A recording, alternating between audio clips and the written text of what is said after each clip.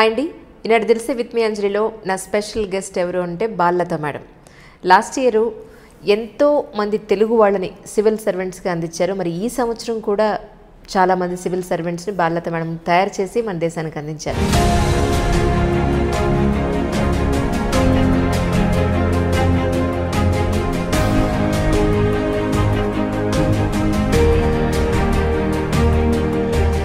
Civil సర్వెంట్స్ని తయారు చేసే factory అన్న పెట్టారా ఏంటి?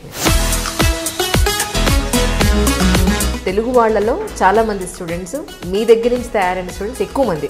అందరూ కోచింగ్ చెప్తారు, అందరూ కోచింగ్ సెంటర్స్లో ఉంటారు, కానీ మెడికల్ ఏంటంటే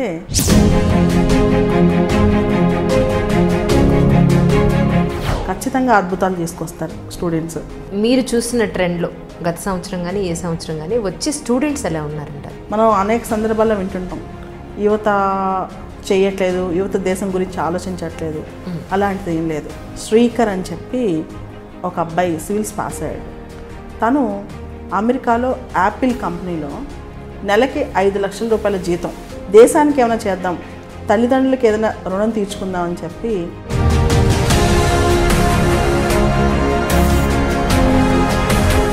అలాంటి వ్యక్తులు కూడా ఇక్కడికి వచ్చి దేశం కోసం ఏమైనా ఇద్దామని చెప్పి ఆలోచన ఉందండి. ఈ సంవత్సరం మీ స్టూడెంట్స్ పేర్లు ఒకసారి ఏమైనా చెప్పగలుగుతారా? నాకు చాలా ఇష్టమైన అమ్మాయి అండి అశ్విజ.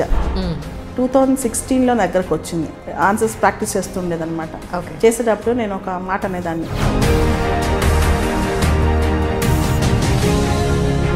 ఇంత అసాధారణమైనది సాధించడం అనేది నాకు చాలా సంతోషంగా ఉందండి. అనూష, తను చార్టెడ్ అకౌంటెంట్. ఓకే, పెళ్ళయింది. చాలామంది ఏమనుకుంటారు, పెళ్ళైతే చదువు ఆపేద్దాం అనుకుంటారు. అంత కష్టపడి చదివి సివిల్ సర్వీసెస్లో ర్యాంక్ వచ్చింది. పేరెంట్స్ ఐఏఎస్ అయ్యి పిల్లోడు ఐఏఎస్ అవ్వడం అనేది గొప్ప విషయం కాదు, కానీ నాన్న కూలీ అయ్యి కొడుకు ఐఏఎస్ అవడం అనేది నిజంగా గొప్ప విషయం. మీ దగ్గరికి ఎంతో మంది స్టూడెంట్స్ వస్తూ ఉంటారు కదా, మ్యామ్ నేను సివిల్స్ చదువుతానండి, లేదంటే నేను ఇది అవ్వాలనుకుంటున్నానండి, అసలు మీరే నాకు జీవితం, మీరే నన్ను కడదర్చాను అన్నట్టుగా మాట్లాడుతూ ఉంటారు. సో అలాంటి స్టూడెంట్స్ మీ దగ్గరికి వచ్చినప్పుడు మీరు వాళ్ళని జడ్జ్ చేస్తారా? అంటే అసలు ఇతను చదవగలడా, లేదా అసలు అచీవ్ చేయగలడా, లేకపోతే అసలు ఇతని యాటిట్యూడ్ ఏంటి, ఇలాంటివన్నీ చూస్తారా మీరు? చాలామంది వచ్చి ఈ ఇయర్ రాస్తాము, ఇయర్ ప్రిపేర్ అవుతాం, నెక్స్ట్ ఇయర్ ఐఏఎస్ అయిపోతామని పేరెంట్స్ కూడా అడుగుతారు. నువ్వు ఒక బీటెక్ చదవాలంటే 4 ఏళ్ళు పడుతుంది, ఎంబీబీఎస్ చదవాలంటే 5 ఏళ్ళు పడుతుంది, ఒక సైంటిస్ట్ అవ్వాలంటే ఒక 10 ఏళ్ళు పడుతుంది. అయితే ఒక ఐఏఎస్ అవ్వాలంటే నువ్వు 1 ఇయర్లో 6 నెలల్లో మొత్తం టాలెంట్ వచ్చేస్తా. 10 పుస్తకాలు చదివితే ఐఏఎస్ పాస్ అవుతానంటే కూర్చొని చదివాలి చాలామంది ఉన్నారు, కానీ ఎగ్జామ్ నీడ్ స్పాంటనిటీ. ఇంకో ఎక్స్ట్రీమ్ ఆస్పెక్ట్ ఇంకోటి ఉందండి. ప్రతి అమ్మకి నాన్నకి వాళ్ళ అమ్మాయి స్వాతిముత్యం. హైదరాబాదో ఢిల్లీయో పంపిస్తారు, బాగా చదువుతారు అనుకుంటారు, కానీ అబ్బాయి ఇక్కడ ఏం చేస్తున్నారు? రోడ్డు మీద నుంచి సిగరెట్లు తాగుతున్నారా?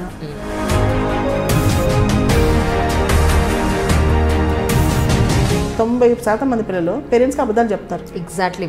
ఎవరైతే కసితో చదువుతారో, ఎవరైతే ఫోకస్ పెడతారో, ఈ ఫోకస్ అనే దానికి కూడా అండి ఒక 2-3 టెక్నిక్స్ ఉన్నాయి.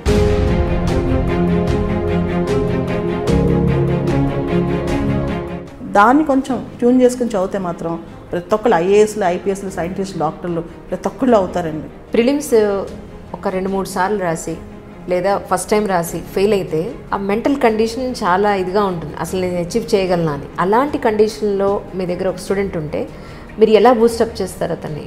ఈ రిజల్ట్స్లో మనందరికీ పాస్ అయిన వాళ్ళు కనపడుతున్నారు, కానీ ఈ రిజల్ట్స్లో అత్యున్నతమైన వ్యక్తులు, మంచి వ్యక్తిత్వం గల వాళ్ళు ఇంటర్వ్యూ దాకా వెళ్ళి పాస్ కాలేకపోయారు. నిన్నే ఒక షేర్ చేసుకున్నాను నా స్టూడెంట్స్తో, ఎవరైతే ఇంటర్వ్యూ దాకా వెళ్ళి సక్సెస్ కాలేదో. ఇప్పుడు నువ్వు పాస్ అయ్యావనుకో దేశానికి చాలా మంచిది, నువ్వు ఫెయిల్ అయ్యావనుకో ఇంటర్వ్యూ దాకా వెళ్ళి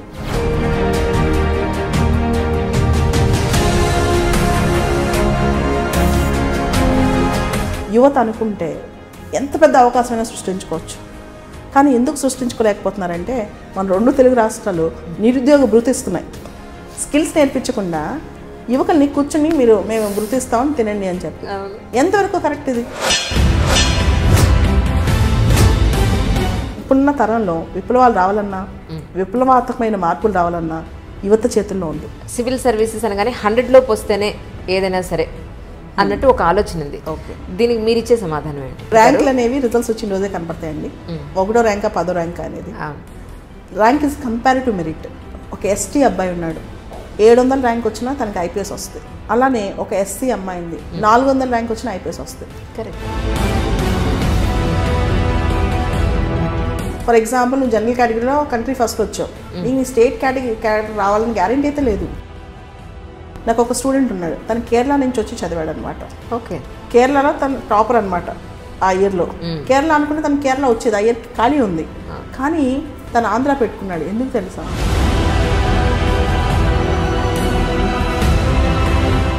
పిల్లలు మనం ఊరికే జడ్జ్ చేయలేం. సామాన్య ప్రజలకి ఈ సివిల్ సర్వీసెస్కి ప్రిపేర్ అయ్యే స్టూడెంట్స్కి అర్థమయ్యేలాగా అసలు మాక్ ఇంటర్వ్యూస్ ఎందుకు చేస్తారు, అదంటే అది ఒరిజినల్ ఇంటర్వ్యూనా లేకపోతే ఇంటర్వ్యూకి వెళ్ళడానికి ముందు జరిగే ఒక ప్రాసెస్సా, అది నిజంగా అంత సీరియస్ తీసుకోవాల్సిన అవసరం ఉందా, దాని గురించి ఒకసారి చెప్పండి. మన ఎగ్జామ్కి వెళ్ళే ముందు ప్రాక్టీస్ ఎగ్జామ్ అలా రాస్తాం, అలా మాక్ ఇంటర్వ్యూ. అయితే దీనిలో ఒక ప్రమాదం కూడా ఉంది. ఈ మాక్ ఇంటర్వ్యూ ప్యానెల్లో ఉదాహరణకి ఒక 70 సంవత్సరాల వ్యక్తి కూర్చున్నాడు.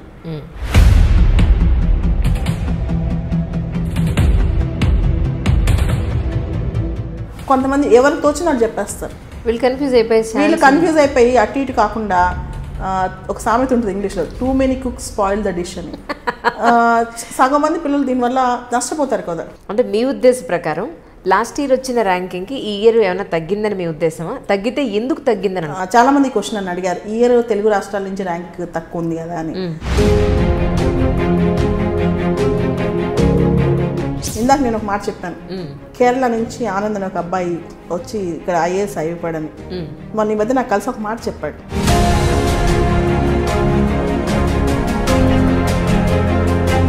ఆంధ్రాలో ఒక ఐఏఎస్ ఆఫీసర్ డోర్ కూడా ఇంకోటి తీయాలి. ఐఏఎస్ ఆఫీసర్ రాగానే మరుసటి రోజు ఈగో బోల్డ్ డెవలప్ అవుతుంది ఆంధ్రాలో నేర్పించేస్తారు. ఉదాహరణకి నిన్న రిజల్ట్స్ వచ్చాయి. నిన్నటి నుంచి నాకు కనీసం 30-40 ఫోన్స్ వచ్చి ఉంటాయి. ఐఏఎస్ ఆఫీసర్స్ వాళ్ళ అమ్మాయికి ఐఏఎస్ ఆఫీసరే కావాలి. సివిల్స్ రిజల్ట్స్ రాగానే మన రాష్ట్రాలు ఎలా ఉందంటే ప్రతి కులం వాళ్ళు వాళ్ళని చూసి వాళ్ళు సన్మానం చేస్తారు. సెలెక్ట్ అయిన క్యాండిడేట్స్ కూడా వాళ్ళ కులం వాళ్ళు పిలిస్తే నెక్స్ట్ రోజు వెళ్ళిపోతారు. ఇది ఎంతవరకు రైట్? ఇది తప్పు. తల్లిదండ్రులు కూడా వాళ్ళ పిల్లలు సివిల్స్ పాస్ అయిన తర్వాత ఎలాంటి కోళ్ళు వచ్చింది మనం చూడదా ఇదంతా కాదు, స్టేటస్. నిజం. నాకు ఒక బెస్ట్ ఫ్రెండ్ ఉండేవాడు, వాళ్ళ మదర్కి అబ్బాయి అంటే చాలా ఇష్టం. మెయిన్స్ పరీక్షలప్పుడు నోట్లో అన్నం తినిపిస్తుండేది, నేను ఏడిపిస్తుండేదాన్ని, ఇలానే పెంచండి మీరు, ఇలానే పెంచండి, రేపు ఏం చేస్తాడు అని. లేదు మా అబ్బాయి పర్ఫెక్ట్. అదే తల్లి కొన్ని సంవత్సరాల తర్వాత ఫోన్ చేసి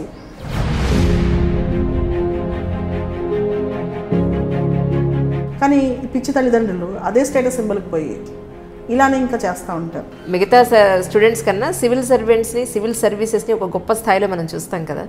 సో సివిల్ సర్వెంట్స్ కూడా సినిమాలకు అంత ప్రభావం చూపిస్తుందంటారా వాళ్ళ మీద? మీరు కూడా సినిమాలో యాక్ట్ చేస్తుంటారు కదా. విషయం చెప్తారా ఏమనుకోకండి. 99% తెలుగు సినిమాలు చూస్తే బ్రెయిన్ పెరగదు.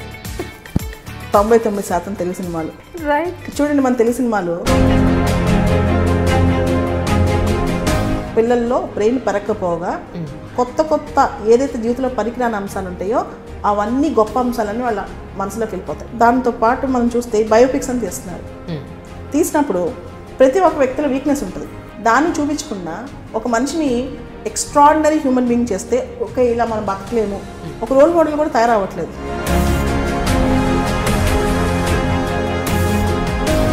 అంటే బయోపిక్స్ మీద కూడా నమ్మకం పోతుంది. యూత్ దగ్గర నుంచి ప్రతి ఒక్కరికి కూడా మీకు ఇంత ఇచ్చేస్తాము అని స్కీమ్స్ పెడితే వాళ్ళు ఎక్కడ కష్టపడతారు, అసలు ఎందుకు కష్టపడతారు? రాజకీయ నాయకుడికి ఎప్పుడు ప్రజలే తనపైన డిపెండ్ అవ్వాలి. మనకి 2000 రూపాయలు ఇది వస్తుంది, లేదా మనకి 6000 రూపాయలు ఇది వస్తుంది. ఇది చాలా తప్పండి. ప్రజలకి ఈ విషయం అర్థం కావట్లా. యువతులు ఎవరైతే రాజకీయాల్లోకి వస్తున్నారో వాళ్ళందరూ కుటుంబ రాజకీయాల నుంచి వస్తున్నారు. ఎగ్జాక్ట్లీ. ఇదేదో సంస్థానాల్లాగా, రాజుల సంస్థానాల్లాగా. యువత దీన్ని ఎందుకు ప్రశ్నించట్లేదు? వీళ్ళు ఒక రాజకీయ నాయకుడు మీటింగ్కి వెళ్ళి వెనకాల ఉండాలని ప్రయత్నిస్తారు, కానీ మనం ఎందుకు లీడర్షిప్ చేయలేం? నిరుద్యోగం ఎన్నడూ లేనంత ఉందండి. బాగుపడిన వాళ్ళే బాగుపడతారు. మీరే చూసింటారు, అంబానీ కొడుకు పెళ్ళిళ్ళు. పేద విద్యార్థుల్లో చదువుకోవడానికి స్కాలర్షిప్లు లేవు. ఇంకోటి ఏంటంటే మన రాష్ట్రాల్లో యువత అవి మాకు ఎక్కడ నష్టపోతామని చెప్పి ప్రశ్నించడం మానేసింది. కానీ సొసైటీని ఎవరు మారుస్తారు? ఎవరు మార్చాలి? సో ఇవి చూసాక నాకు అనిపించింది ఏంటి అంటే చాలామంది సివిల్ సర్వెంట్స్ రాజకీయాల్లోకి వస్తున్నారు, యువతను రమ్మనంటున్నారు, మీరెందుకు రాకూడదు అని నా ఉద్దేశం. రాజకీయాల్లోకి రావడం అంటే అందరిలాగా ఏదో ఒక పార్టీలో జరిపోయి ఖచ్చితంగా రాజకీయాల్లోకి వస్తాను, కానీ ఇలాంటి రాజకీయాల్లో కాదు.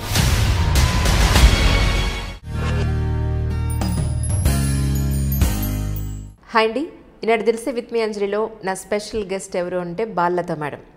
లాస్ట్ ఇయర్ ఎంతో మంది తెలుగు వాళ్ళని సివిల్ సర్వెంట్స్గా అందించారు. మరి ఈ సంవత్సరం కూడా చాలామంది సివిల్ సర్వెంట్స్ని బాలలత మేడం తయారు చేసి మన దేశానికి అందించారు. మరి ఈ సంవత్సరం ఎంతమంది స్టూడెంట్స్ వచ్చారు, వారు ఎవరు, ఏ విధంగా ఆవిడ దగ్గర రావడం జరిగింది, ఎలా వచ్చారు అనేది పూర్తి వివరాలని ఆవిడ మాటల్లోనే అడిగి తెలుసుకున్నానండి. బాలలత మ్యామ్ నమస్తే అండి. నమస్తే అండి. ఎలా ఉన్నారు మ్యామ్? బాగున్నాయి. మీ మొహంలో సంతోషం కనబడుతోంది. అవునండి, ఈసారి మన తెలుగు వాళ్ళకి చాలా మంచి ర్యాంక్ సివిల్ సర్వీసెస్లో వచ్చాయి. దాంతోపాటు విభిన్నత్వం గల వ్యక్తులకు చాలామందికి, కష్టపడి చదివిన వ్యక్తులకు చాలామందికి ర్యాంక్స్ రావడం అండి. దాంతో నాకు చాలా సంతోషంగా ఉంది. ఏంటి సివిల్ సర్వెంట్స్ని తయారు చేసే ఫ్యాక్టరీ అన్న పెట్టారా ఏంటి మీరు? ఎందుకంటే గత సంవత్సరం ఈ సంవత్సరం చూస్తే కనుక చాలామంది స్టూడెంట్స్, తెలుగు వాళ్ళలో చాలామంది స్టూడెంట్స్ మీ దగ్గర నుంచి తయారైన స్టూడెంట్స్ ఎక్కువ మంది, నిజం చెప్పాలంటే. అవునండి. సో ఏంటి అసలు మీరు ఏం చేస్తున్నారు? ఫ్యాక్టరీ పెట్టారని అనిపిస్తుంది నాకు. ఏదైనా అలాంటిదేం లేదండి. కాకపోతే సివిల్ సర్వీసెస్ ఎగ్జామినేషన్లో కొన్ని మెళకువలు ఉండాలి. అందరూ కోచింగ్ చెప్తారు, అందరూ కోచింగ్ సెంటర్స్లో ఉంటారు, కానీ మెళకువలు ఏంటంటే ఏ రోజైతే వాళ్ళు మెయిన్స్ రాస్తారో, ఇంటర్వ్యూకి వెళ్తారో, అలాంటి సందర్భంలో లాస్ట్ మినిట్లో చాలా టెన్షన్ గురవుతారు. దాంతో మనం తోడుండి కొంత ధైర్యం చెప్పగలిగితే ఖచ్చితంగా అద్భుతాలు తీసుకొస్తారు స్టూడెంట్స్.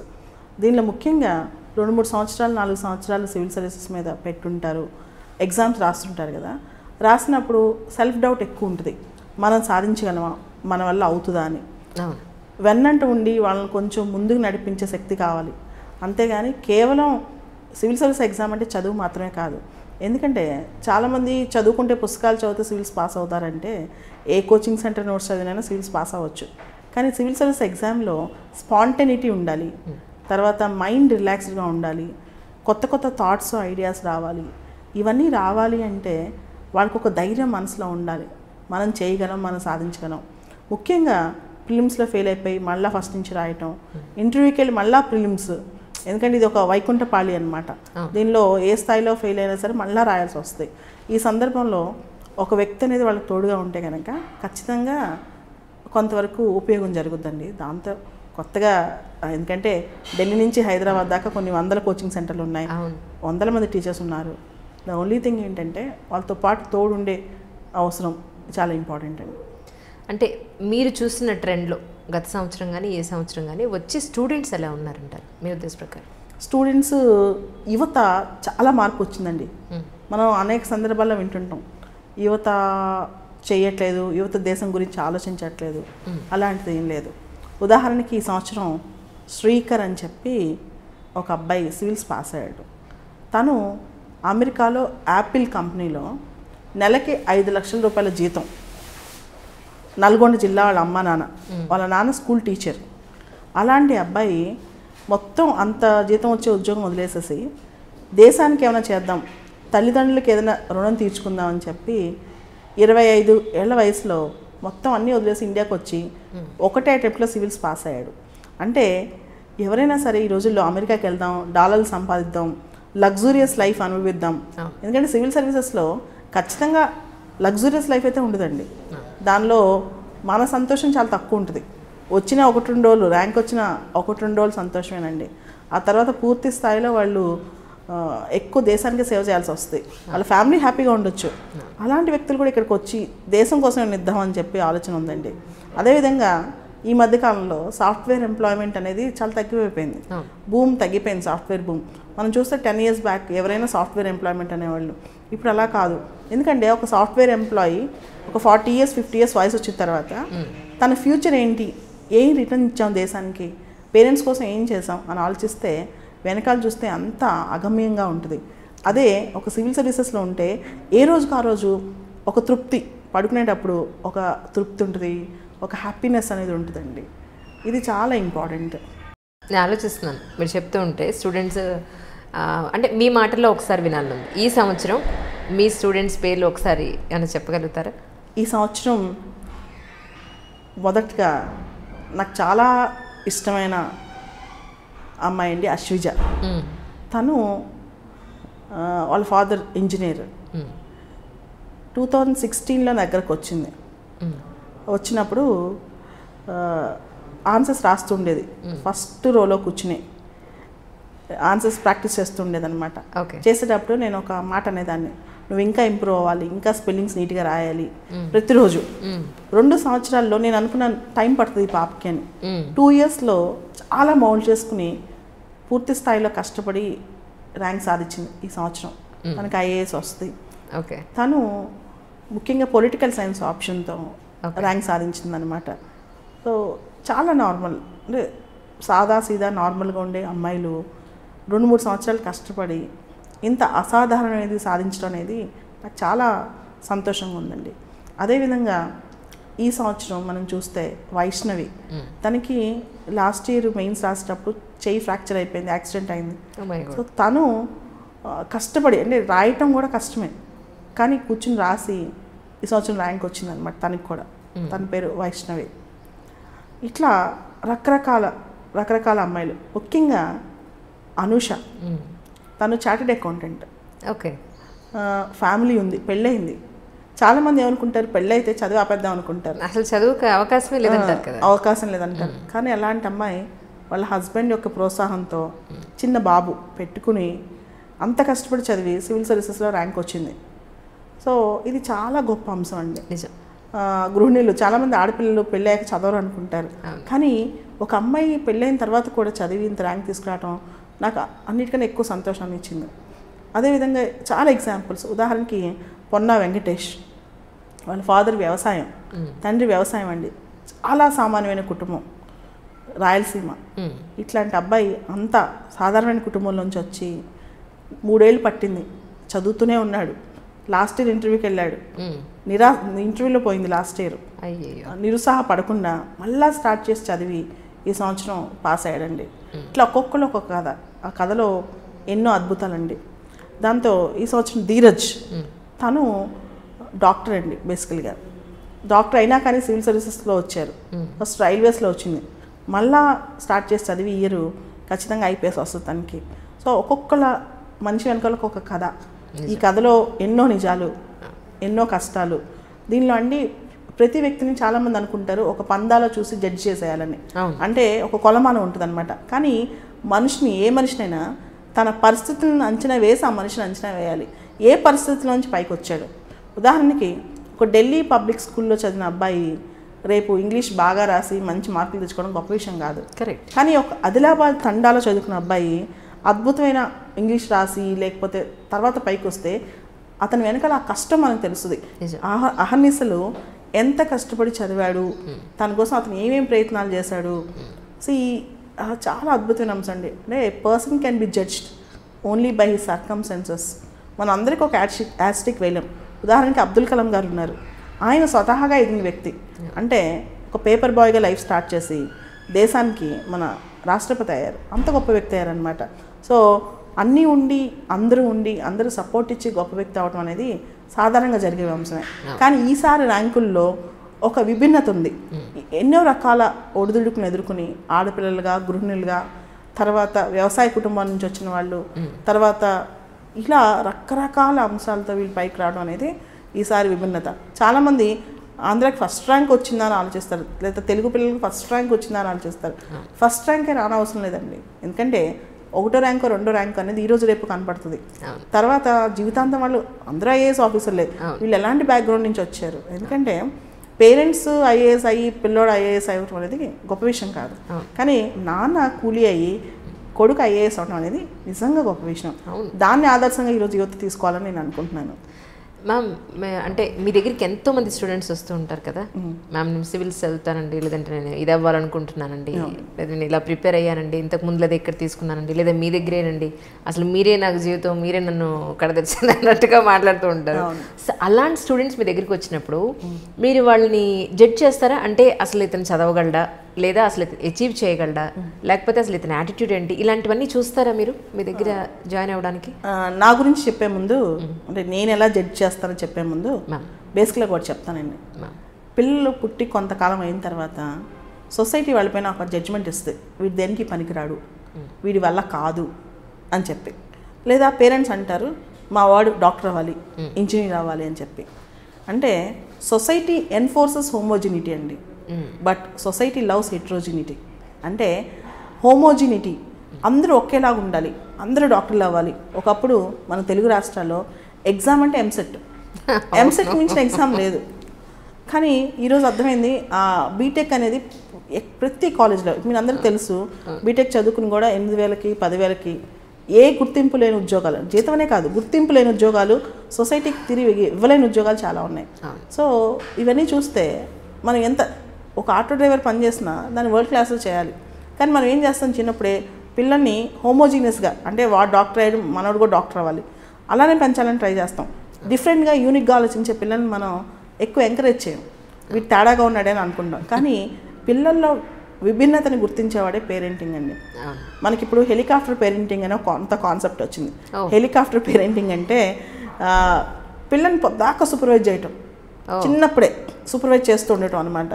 దీనివల్ల ఏమంటే వాళ్ళలో ఉన్న సృజనాత్మకత అనేది తగ్గిపోద్ది, వాళ్ళకి ఏదో అవ్వాలన్న కోరిక కూడా తగ్గిపోద్ది.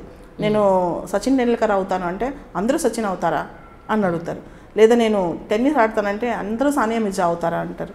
సో ఇలా కాకుండా మనం పిల్లల్లోని విభిన్నతను గుర్తించగలిగితే మాత్రం వేరియస్ ఫీల్డ్స్లో, భారతదేశంలో అదేనండి మేజర్ ప్రాబ్లం. ఉదాహరణకి ఇప్పుడు సుందర్ పిచాయ్ కానీ, సత్యానాదళ్ళ కానీ, లేకపోతే మనం చూస్తే మార్క్ జూకర్బర్గ్ కానీ, గొప్ప గొప్ప వాళ్ళందరూ అమెరికాలోనో యూరోప్లోనో, స్టీఫెన్ హాకింగ్ ఉన్నారు, ఆయన బ్రిటన్లో ఆయన చాలా గొప్ప గౌరవం లభించింది. ఇలాంటి సైంటిస్టులు రీసెర్చర్స్ భారతదేశంలో ఎందుకు లేరు? మనలో టాలెంట్ లేక కాదు, talent is cheaper than table salt. Table salt కంటే కూడా టాలెంట్ ఎక్కువ ఉంది భారతదేశంలో.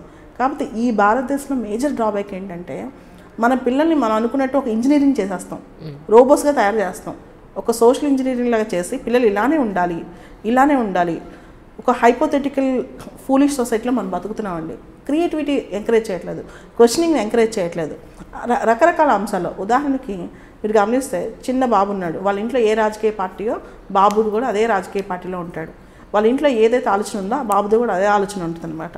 సో ఇలాంటివన్నీ చాలా అంశాలు. ఉదాహరణకి మన ఈ మధ్య ఒక మదర్ వాళ్ళ పాపను తీసుకుని దగ్గరకు వచ్చింది. మా అమ్మాయి చిన్నప్పుడు వాళ్ళ టీచర్ మదర్ తెరిసా గురించి చెప్పిందంట స్కూల్లో, ఏది ఉంటే అది దానం చేసేస్తుంది, ఈ అమ్మాయిని ఎలా మార్చాలి చెప్పండి అని. అయ్యో, మీ అమ్మాయి మదర్ తెరిసా అయితే మార్చాల్సిన అవసరం ఏంటి? ఉదాహరణకి ఒక బిజినెస్ మ్యాన్ అవ్వాలంటే డబ్బులు ఉండాలి, సినిమా యాక్టర్ అవ్వాలంటే అందం ఉండాలి, మదర్ తెరిసా అవ్వాలంటే మంచి మనసు ఉండాలి, అలాంటి దాన్ని ఎంకరేజ్ చేయండి మీరు అని చెప్తే, లేదండి మా అమ్మాయి అలా దానం చేస్తూ పోతే పెద్దయ్యకి ఏమవుద్దో భయమేస్తుంది అని చెప్పి. సో ఇలాంటి పేరెంటింగ్ చూడండి. అంటే మంచి మనసున్న పిల్లల్ని కార్లో వెళ్తూ ఏది ఉంటే అది ఇచ్చేస్తుంది, ఎవరైనా కనిపిస్తే ఓల్డ్ పీపుల్ అంటే టీచర్ అలా చెప్పారంట వాళ్ళకని చెప్పి. అంటే మనం పిల్లల్ని మనమే వాళ్ళ ప్రపంచాన్ని తగ్గించేస్తున్నాం, కుంచుకుపోయేటట్టు చేస్తున్నాం, వాళ్ళని నేరో డౌన్ చేస్తున్నాం అని చెప్పి నా ఉద్దేశం అండి. వాళ్ళని వాళ్ళలాగా ఉండేవండి, బేసికల్గా అదేనండి. చిన్న వయసులో పిల్లల్ని ట్యూన్ చేయడానికి ట్రై చేస్తాం, చివరికి రొటీన్ సెల్ఫిష్ ఇండివిజువల్స్గా తయారు చేస్తాం మన పిల్లల్ని. సో దీన్ని పక్కన పెడితే కనుక బెస్ట్ పేరెంటింగ్ అనేది చాలా అవసరం అండి. వాళ్ళని వెదగనివ్వాలి, మనం ఫెసిలిటేటర్గా ఉండాలండి, రాదర్ దాన్ గైడింగ్ దెమ్.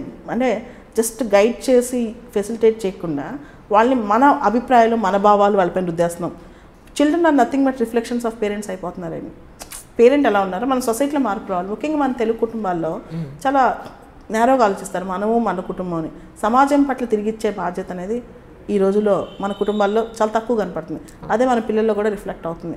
అదే మీరు వెస్ట్రన్ సొసైటీస్లో వాళ్ళు పుట్టడమే సెల్ఫిష్గా పుట్టడమే మెటీరియలిస్ట్గా పుట్టినా కొంత తిరిగిద్దామనే భావన ఉంటుందండి. కానీ మన సొసైటీలో నెక్స్ట్ జనరేషన్ కూడా మనం అది ఇవ్వలేకపోతున్నాం. సో అంటే ఈ అసెస్మెంట్లో అంటే మీ అసెస్మెంట్కి వచ్చేసి ఒక స్టూడెంట్ మీ దగ్గరికి వచ్చి ఒక సివిల్ సర్వెంట్ అవుతానని అన్నప్పుడు మీరు చూసే దృష్టికోణాలు ఏంటి అందులో? ఒకటండి, కనీసం చాలామంది చెప్తారు వచ్చి ఈ ఇయర్ రాస్తాము, ఇయర్ ప్రిపేర్ అవుతాం, నెక్స్ట్ ఇయర్ ఐఏఎస్ అయిపోతామని పేరెంట్స్ కూడా అడుగుతారు. దీనిలో ఒక క్లారిటీ అండి, నువ్వు ఒక బీటెక్ చదవాలంటే 4 ఏళ్ళు పడుతుంది, ఎంబీబీఎస్ చదవాలంటే 5 ఏళ్ళు పడుతుంది, ఒక సైంటిస్ట్ అవ్వాలంటే ఒక 10 ఏళ్ళు పడుతుంది. ఉదాహరణకి అమర్త్య సేన్ మన ఎకానమీలో నోబెల్ ప్రైజ్ వచ్చింది ఆయన 50 సంవత్సరాలు కేంబ్రిడ్జ్లో ఉన్నాడు. గొప్ప జీవితాంతం రీసెర్చ్ చేస్తూనే ఉంటారు వీళ్ళు, ఎంతో కష్టపడతారు. అయితే ఒక ఐఏఎస్ అవ్వాలంటే నువ్వు 1 ఇయర్లో 6 నెలల్లో మొత్తం టాలెంట్ వచ్చేస్తా. మేజర్ డ్రాబ్యాక్ అండి, బీటెక్ చదివి వస్తారు, వచ్చిన తర్వాత ఒక పేజ్ రాయమంటే రాయలేరు, ఒక పారాగ్రాఫ్ సరిగ్గా రాయలేరు. బీటెక్ కాలేజ్లో ఏం చేస్తారు, సంవత్సరం అంతా చదవరు, 9-10 నెలలు ఎంజాయ్ చేస్తారు, ఎగ్జామ్స్ 4 రోజుల ముందు చదువుతారు. దాంతో వాళ్ళకి ఒక స్కిల్ డెవలప్మెంట్ కానీ రైటింగ్ ప్రాక్టీస్ కానీ ఏం రాదు. రాకపోయేసరికి వచ్చి సడన్గా ఒక కోచింగ్ సెంటర్లో జాయిన్ అయిపోయాం, 1 లక్ష రూపాయలు ఫీజు కట్టినాం, మాకు వచ్చే సంవత్సరాల కన్నా ఐఏఎస్ అయిపోవాలంటారు. అది ఎలా సాధ్యం అవుతుందండి? కనీసం 2-3 సంవత్సరాలు పడుతుంది. నువ్వు గ్రాడ్యుయేషన్లో మంచి రైటింగ్ ప్రాక్టీస్ చేయకుండా, హార్డ్ వర్క్ చేయకుండా వస్తే నీకు ఇట్ టేక్స్ టైం అండి. ఆ టైం ఇవ్వరనమాట. మగపిల్లలకు కూడా అంతే. పేరెంట్స్ ముందు అడుగుతుంటారు, ఎగ్జామ్ రాసావా, నువ్వు ఏప్రిల్లో జాయిన్ అయ్యావు కదా, జూన్లో ఎగ్జామ్ ఉంది, లేదా ఈ జూన్లో జాయిన్ అయ్యావు, నెక్స్ట్ జూన్లో ఐఏఎస్ అయిపోవాలంటే ఇట్ ఈస్ జస్ట్ ఇంపాసిబుల్ అండి. అంత ఈజీ కాదు, టేక్స్ టైం. 2 years పడుతుంది. కొంచెం అన్నీ నేర్చుకోవాలి, అనాలిసిస్ పవర్ రావాలి, మెచ్యూరిటీ లెవెల్స్ రావాలి. యూత్లో ఈ మధ్య ఇప్పుడున్న బీటెక్ కాలేజ్ అండి మీరు చూస్తే, బీటెక్ కానీ చిన్న గ్రాడ్యుయేషన్ కాలేజ్ అస్సలు చాలా పుట్టగొడుగులాగా వచ్చాయి. దీనిలో టీచర్స్ కూడా పిల్లల స్థాయిలో ఉండరు, అదే ఏజ్లో టీచర్స్ ఉంటారు. వీళ్ళకి ఎంటర్టైన్మెంట్, ఎంజాయ్మెంట్ ఈ కాన్సెప్ట్స్ తప్ప ఏదైనా చదువుకుందాం, నేర్చుకుందాం, కొత్త స్కిల్స్ నేర్చుకుందాం ఈ కాన్సెప్ట్ లేదు. ఇక్కడ ఇండియాలో మేజర్ డ్రాబ్యాక్ అండి. సంవత్సరానికి ఒక స్కిల్ పిల్లలకి నేర్పించిన 20 ఏళ్ళు వచ్చేసరికి కనీసం 15-16 స్కిల్స్ వస్తాయి. మెకానిక్ స్కిల్ కానీ, స్కూటర్ డ్రైవింగ్ స్కిల్ కానీ, ఇంగ్లీష్ లాంగ్వేజ్ స్కిల్ కానీ, అట్లాంటి స్కిల్స్ లేకుండా ఓన్లీ పుస్తకాలు చదివిస్తున్నారు. ఇలా చదివించడం వల్ల సడన్గా వచ్చేసి మేము ఐఏఎస్ అయిపోవాలంటే వాళ్ళలో ఒక దూరదృష్టి, ఒక విజన్ అనేది రాదు. సివిల్ సర్వీస్ ఎగ్జామ్లో ఒక విజన్ ఉంటుందండి. క్వశ్చన్ పేపర్ అనేది మనం ముందు ప్రిడిక్ట్ చేయలేం. టెక్స్ట్ బుక్ చదివితే 10 పుస్తకాలు చదివితే ఐఏఎస్ పాస్ అవుతారంటే కూర్చొని చదివే వాళ్ళు చాలా మంది ఉన్నారు. కానీ ఎగ్జామ్ నీడ్ స్పాంటనిటీ. స్పాంటనిటీ అంటే ఒక ఎనాలిసిస్ కానీ, ఒక విజన్ కానీ. తర్వాత బేసిక్ కాన్సెప్ట్స్ ఉంటాయి. కాన్సెప్ట్స్ అంటే ఇప్పుడు పాలిటీ అనే సబ్జెక్ట్ ఉంది, దానిలో ఫండమెంటల్ రైట్స్ ఎన్ని ఉన్నాయి, అసలు ఫండమెంటల్ రైట్స్ అనేవి అపరిమితమైనవా, లేకపోతే ఎకానమీ ఉంది, ఇన్ఫ్లేషన్ అంటే ఏంటి, అన్ఎంప్లాయ్మెంట్లో ఎన్ని రకాలు ఉంటాయి, సైన్స్ అండ్ టెక్నాలజీ ఉంది, పిఎస్ఎల్వికి జిఎస్ఎల్వికి తేడా ఏంటి, జాగ్రఫీ ఉంది, ఎల్నినో లానినా ఏంటి, ఏ దేశం ఎక్కడుంది, ఏ దేశంలో ఎలాంటి పరిస్థితులు ఉన్నాయి, ఎలాంటి వనరులు ఉన్నాయి, ఇవన్నీ తెలియకుండా వచ్చేసి 6 నెలల్లో వాళ్ళు ఐఏఎస్ అయిపోవాలంటే ఎలా అవుతారు? ఒక ఇన్స్టిట్యూట్లో జాయిన్ చేస్తే ఐఏఎస్ అయిపోతారు. ముఖ్యంగా ఇందాక హెలికాప్టర్ పేరెంటింగ్ గురించి చెప్పాను. ఇంకో ఎక్స్ట్రీమ్ ఆస్పెక్ట్ ఇంకోటి ఉందండి. ఆ పేరెంటింగ్ ఏంటంటే పిల్లల్ని వదిలేస్తారు. ప్రతి అమ్మకి నాన్నకి వాళ్ళ అబ్బాయి అమ్మాయి స్వాతిముత్యం. వాళ్ళకి తెలియదు వాళ్ళ పిల్లలు ఏం చేస్తున్నారో బయట. Excellent ma'am. వాళ్ళ అసలు పిల్లలు బయట ఏం చేస్తున్నారో తెలియదు. ఈ కాంపిటేటివ్ ఫీల్డ్లో కానీ, వేరే ఫీల్డ్లో కానీ గ్రాడ్యుయేషన్ అయిపోయిన తర్వాత చాలామంది పిల్లల్లో ఈ అలవాట్లు అనమాట. ముఖ్యంగా మొబైల్ ఫోన్స్ విపరీతంగా అడిక్ట్ అయిపోయి యూట్యూబ్స్, సినిమాలు, ఎంత బాగా చదువుకున్న వాళ్ళకైనా సినిమా చూడకుండా నిద్రపోరు. యూట్యూబ్లో ఏదో ఒక సినిమా కానీ, ఏదో ఒక జోక్ కానీ, దానివల్ల అటెన్షన్ డెఫిసిట్ వస్తుంది. ఒక విషయం మీద 8 సెకండ్ల కంటే యువత దృష్టి ఉండట్లేదంట. చదువులో కూడా మన క్లాస్లో కూర్చోబెట్టిన మరి 8 నిమిషాలు మ్యామ్, పాత రోజుల్లో 8 సెకండ్లు, 8 సెకండ్లు పాత రోజుల్లోనండి. పొద్దునుంచి సాయం దాకా బడిలో కూర్చునేవాళ్ళు పిల్లలు. ఈ రోజుల్లో మీకు కూర్చోబెట్టడం చాలా కష్టం. యువతని ఒక చోట 1 గంట కూర్చోపెట్టి చదువు చెప్పడం అనేది కష్టం. చాలామంది క్లాస్ కాదు, మాకంతా వచ్చేనే భావన. ఇంకొకటి పెద్దవాళ్ళ గౌరవం ఇవ్వటం, చెప్పిన మాట మాకు అంతే తెలుసు కదా. యూట్యూబ్ వరల్డ్లో, ఇప్పుడున్న మొబైల్ వరల్డ్లో వీళ్ళకి మాకు అన్నీ తెలుసు అంటారు, మాకు అన్నీ నేర్చుకుంటాం అంటారు. విషయం ఏంటంటే ఒక 10, 15, 20 సంవత్సరాల క్రితం సివిల్స్ ప్రిపరేషన్లో మాకు యూట్యూబ్లు కానీ డిజిటల్ వరల్డ్ ఉండేది కాదు, ఇంటర్నెట్ ఉండేది కాదు. దాంతో ఏమేది, మేము చదువుకోవడం కష్టపడి చదువుకునే వాళ్ళం. ఎవరైనా వచ్చి ఒక సెంటెన్స్ చెప్తే మాకు బాగా వచ్చనే ఫీలింగ్ ఉండేది. వాళ్ళు గొప్పగా చెప్పారు వాళ్ళు మా టీచర్లని. ఇప్పుడు ఏంటంటే అంత ఇన్ఫర్మేషన్ అనేది వస్తుంది, ఎనాలిసిస్ పవర్ రాదు. అది చెప్పిన వాళ్ళకి అర్థం కాదు, ఆ టీచర్ ఇంతే చెప్తారు కదా అని పూర్తిగా నెట్ మీద డిపెండ్ అయిపోతారు. నెట్ ఉండాలి, ఇంటర్నెట్ లేకుండా చదువు ఉండదు. కాకపోతే గురువు అనే వాళ్ళ వ్యక్తి కూడా ఇంపార్టెంట్. సో దీంతో ఇంకో పేరెంట్స్ ఏం చేస్తారంటే, మా అబ్బాయి అమ్మాయి బయట ఉన్నారు, బాగా చదువుతారు, హైదరాబాదో ఢిల్లీయో పంపిస్తారు, బాగా చదువుతారు అనుకుంటారు. కానీ అబ్బాయి ఇక్కడ ఏం చేస్తున్నారు? రోడ్డు మీద నుంచి సిగరెట్లు తాగుతున్నారా, ఇంకొక అబ్బాయిలతో వాట్సాప్ చూస్తున్నారా, పొద్దునుంచి రాత్రి దాకా చాటింగ్ చేస్తున్నారా, లేకపోతే టైం వేస్ట్ చేస్తున్నారా, ఇవి అసలు పట్టించుకోరు. వాళ్ళు ఏది చెప్తే అది నమ్ముతారు. వాళ్ళు ఏది చెప్తే అది నమ్ముతారు. మన పిల్లలు మనకే అబద్ధాలు. 90% మంది పిల్లలు పేరెంట్స్కి అబద్ధాలు చెప్తారు. ఎగ్జాక్ట్లీ మ్యామ్, అబద్ధాలు చెప్తారు. ఆ అబద్ధాలు ఎంత భయంకరంగా ఉంటాయో, తర్వాత పేరెంట్స్కి అది తెలిస్తే ఎంత ఇబ్బంది పడతారో అది అసలు ఆలోచించరు. అది ఒక తండ్రి అండి పల్లెటూరులో రక్తం చిందిస్తూ చిరిగిపోయిన చొక్కా వేసుకుని పండించి పిల్లలకి ఫీజులు కట్టి చదివిస్తే ఆ తండ్రి గురించి ఆలోచించడం మర్చిపోయి ఇక్కడికి వచ్చి ఏదో ఒక అమ్మాయి గురించి ఆలోచిస్తారు. ఇలాంటివన్నీ ఇవన్నీ పేరెంటింగ్ చూసుకోవాలి. కొంతవరకు అన్నీ సూపర్వైజ్ చేయలేం. ఒక వయసు దాటాక పిల్లలు చెప్పే రోజులు పోయాయి. కాకపోతే ఎంతో కొంత గైడెన్స్ అనేది చిన్నప్పటి నుంచి ఒక సోషల్ యాటిట్యూడ్, ఒక పద్ధతిలో పెంచడం, బాధ్యత అనేది ఉండటం. అంటే ఇష్టపడటం తప్పను, ప్రేమించడం తప్పను, కానీ పరిమితులు దాటితే ఏమవుతుందంటే వాళ్ళ కెరీర్ వాళ్ళు నష్టపోతారు. ఈ ఏజ్లో ఈ 4-5 years చాలా క్రూషియల్ అండి. ఇది పక్కన పోతే తర్వాత ఎట్లా సెటిల్ అవుతారు? ప్రతి అమ్మా నాన్న ఇది పడే బాధ అండి. ఇది చాలా భయంకరమైన బాధ అనమాట. అది చెప్పలేనంత ఇది. దీన్ని పిల్లలు అర్థం చేసుకోవాలి. ఆ తాత్కాలిక వ్యామోహాలు, టెంపరీ ఫ్రెండ్షిప్స్ ఇవి ఎక్కువైపోయాయి. ఇవి కూడా యువతలో ఈ మధ్య కనిపిస్తున్న లక్షణాలండి. ఇవి పక్కన పెట్టి ఎవరైతే కసితో చదువుతారో, ఎవరైతే ఫోకస్ పెడతారో, ఈ ఫోకస్ అనే దానికి కూడా అండి ఒక 2-3 టెక్నిక్స్ ఉన్నాయి. మనకి సబ్ కాన్షియస్ మైండ్ ఒకటి ఉంటుందండి. ఆ సబ్ కాన్షియస్ మైండ్లో మనం ఏదనుకుంటే అది జరుగుద్ది. తెల్లవారుజామున కానీ, రాత్రి పడుకోబోయే ముందు కానీ, పడుకున్న తర్వాత అంటే ఫుల్ యాక్టివ్ స్టేట్లో ఉన్నాం, అలా నిద్రపోము, మధ్య స్టేట్లో మనిషి తనకి తను ఆటో సజెషన్స్ ఇచ్చుకోవాలి. ప్రజెంట్ టెన్స్లో ఆర్ పాస్ట్ టెన్స్లో, ఫ్యూచర్ టెన్స్లో కాదు. నేను ఐఏఎస్ అయిపోయాను, నేను ఈ విధంగా కష్టపడ్డాను, నేను ఇంత బాగా చేశాను. దాంతో మనలో కొన్ని హార్మోన్స్ రిలీజ్ అవుతాయి. అవన్నీ పాజిటివ్ సైన్స్ వస్తాయి అన్నమాట. అలా ఒక మనిషి అనుకుని దాని వెనకాల కష్టపడుతూ ఉంటే వేరే ఆలోచనలు రావు, వేరే వ్యామోహాలు రావు. ఏది తాత్కాలికం, ఏది శాశ్వతం అని వాళ్ళకి అర్థమైపోతుంది సబ్ కాన్షియస్ మైండ్లో. సో మనం ఏదో సినిమా చూస్తున్నా, సెల్ చూస్తున్నా పడుకుంటే సబ్ కాన్షియస్ మైండ్ వర్క్ అవుతుంది అసలు. ఎగ్జాక్ట్లీ. సో పిల్లలకి అందరికీ తెలుసండి, మన అంతరాత్మకు మనం ఏం చేస్తున్నామో తెలుసు. దాన్ని కొంచెం ట్యూన్ చేసుకుని చదివితే మాత్రం ప్రతి ఒక్కళ్ళు ఐఏఎస్లు, ఐపీఎస్లు, సైంటిస్టులు, డాక్టర్లు ప్రతి ఒక్కళ్ళు అవుతారండి. సో పేరెంట్స్ కూడా దీన్ని కనిపెట్టుకుంటూ ఉండాలి. కొంచెం కనిపెట్టుకుంటే మాత్రం దే విల్ ఫేర్ బెటర్ అండి. మ్యామ్, ఇప్పుడు ఇందాక మీరు చెప్తుంటే నాకు ఒకటి ఐడియా వచ్చింది. ఏంటంటే ప్రిలిమ్స్ ఒక 2-3 సార్లు రాసి లేదా ఫస్ట్ టైం రాసి ఫెయిల్ అయితే ఆ మెంటల్ కండిషన్ చాలా ఇదిగా ఉంటుంది, అసలు నేను అచీవ్ చేయగలనా అని. అలాంటి కండిషన్లో మీ దగ్గర ఒక స్టూడెంట్ ఉంటే మీరు ఎలా బూస్టప్ చేస్తారు అతన్ని? ఐఏఎస్ సివిల్స్ ఎగ్జామ్ అనేది ఒక గొప్ప పరీక్ష కాదనేది లేదు. ఎందుకంటే ఒక సామాన్యుడు చక్కటి సేవ చేసే అవకాశం ఐఏఎస్ ఎగ్జామ్ ద్వారా వస్తుంది. కానీ ఐఏఎస్ఏ జీవిత అంతం కాదు. ఐఏఎస్ అనేది ఒక మార్గం, మనం అనుకున్న లక్ష్యం చేరడానికి ఒక మార్గం. లక్ష్యం అనేది ఒక సేవగా పెట్టుకుంటే, ఇప్పుడు నేను చదువుకుంటున్నప్పుడు, నా స్టూడెంట్స్ చదువుతున్నప్పుడు ఒక మాట చెప్తానండి. నువ్వు ఎందుకు చదువుతున్నావు అనుకుంటే, నీ కోసం చదువుతున్నావు అనుకుంటే నిద్ర వస్తుంది, ఆకలి వస్తుంది, అలసట వస్తుంది.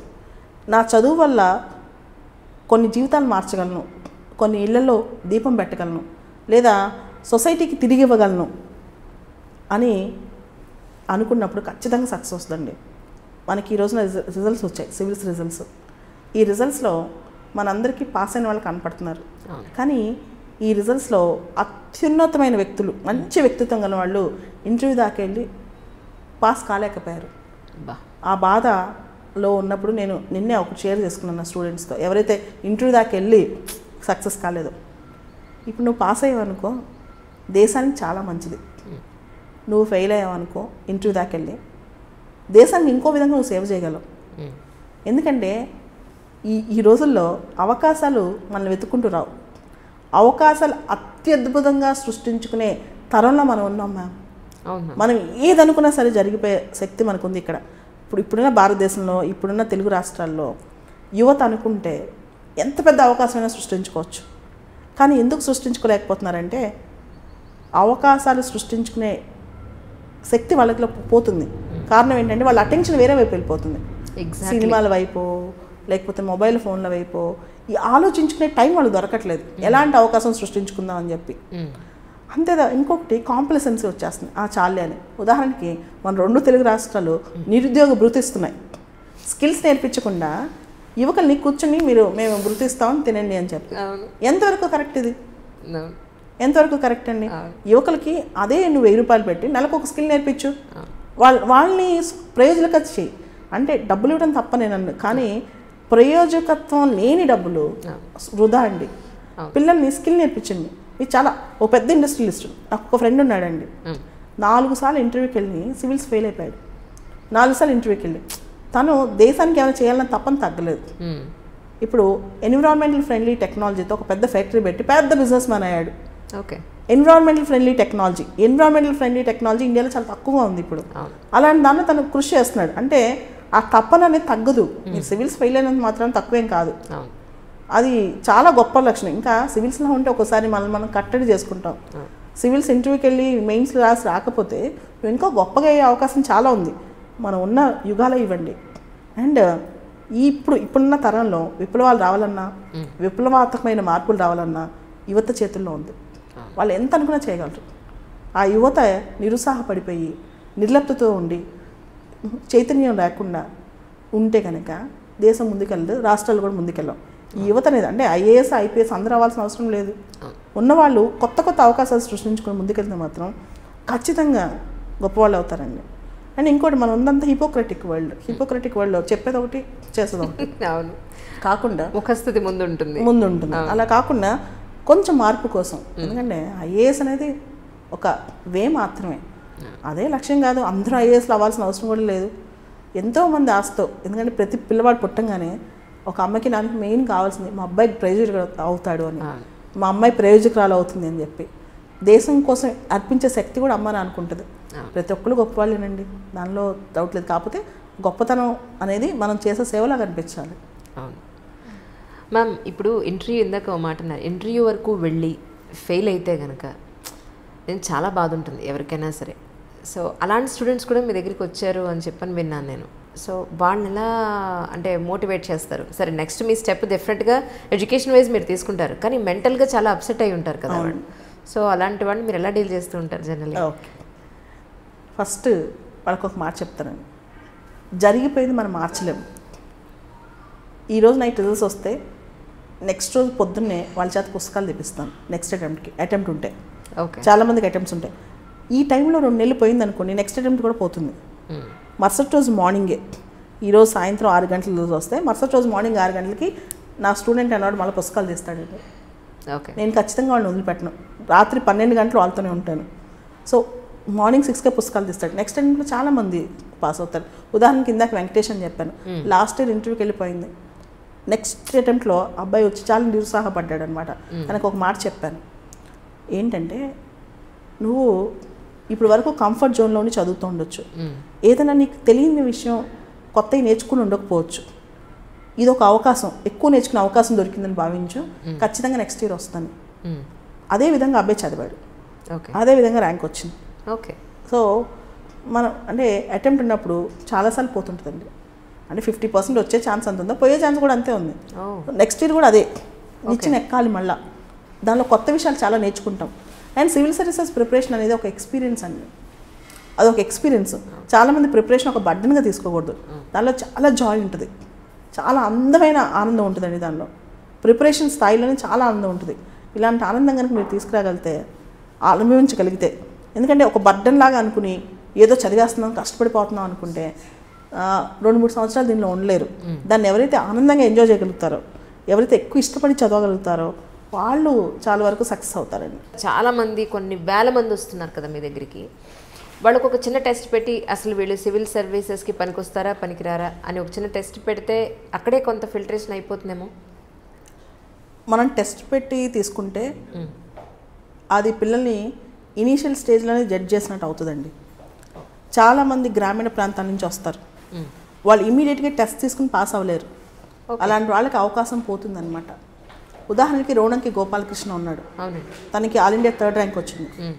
తను ఫస్ట్లో వచ్చినప్పుడు టెస్ట్ పెట్టుంటే అందులో ఇంగ్లీష్ ప్రావీణ్యం ఇలాంటి వాటిలో ఎస్ఎస్ రాయమని ఏమై ఉండేది. సో టెస్ట్ అనేది నేను చాలాసార్లు ఆలోచించాను, అది ఒక క్రైటీరియా కాదు. తర్వాత వాళ్ళు పర్ఫామ్ చేయొచ్చు. మనం ఒక వ్యక్తిని ఒక చిన్న టెస్ట్ పెట్టి జడ్జ్ చేయలేమండి. ఎందుకంటే నేనే ఉన్నాను, నేను అనేక సందర్భాల్లో చాలా పరీక్షలో ఫెయిల్ అయ్యాను. నన్ను ఒక టెస్ట్ పెట్టి ఎవరైనా ఆపేసి నువ్వు ఐఏఎస్ కాలేవు అంటే అది నాకు చాలా డిసప్పాయింట్మెంట్ ఉండేది. So I don't want to do that. అలాంటి చేయాలని అనుకోను. టెస్ట్ కాకుండా ఒక 2-3 ఏళ్ళు ఎవరికి వచ్చినా అవుతుందండి. ఒకవేళ ఐఏఎస్ కాకపోతే గ్రూప్ 1 అవుతుంది, గ్రూప్ 1 కాకపోతే గ్రూప్ 2 అవుతుంది, అదంతా కాకపోతే ఇంకొక గవర్నమెంట్ జాబ్ వస్తుంది, అది కాకపోతే జీవితంలో ఇంకో విధంగా సెటిల్ అవుతారు. ఐఏఎస్ అనేది ఓన్లీ ఐఏఎస్ ఎగ్జామ్ కోసమే కాదు, సివిల్స్ ప్రిపరేషన్ కోచింగ్ అనేది దానిలో వెరైటీ ఆఫ్ సబ్జెక్ట్స్ ఉంటాయండి. అవి తెలుసుకోవడం వల్ల లైఫ్లో ఏ పని చేసినా సరే ఒక తారాస్థాయికి చేరుకుంటారు. సో కాబట్టి ఒక టెస్ట్ పెట్టి జడ్జ్ చేసేసి అక్కడ ఆపేయడం కన్నా ఆ knowledge gaining is very very important. ఎలాంటి విద్యార్థికైనా నాలెడ్జ్ రావడం అనేది చాలా ఇంపార్టెంట్.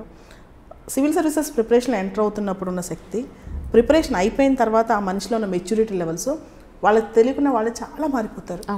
చాలా కొత్త కొత్త ఆలోచనలు వాళ్ళు వస్తాయి, కొత్త కొత్త ఐడియాస్ వస్తాయి, దేశం పట్ల ఒక స్పృహ వస్తుంది.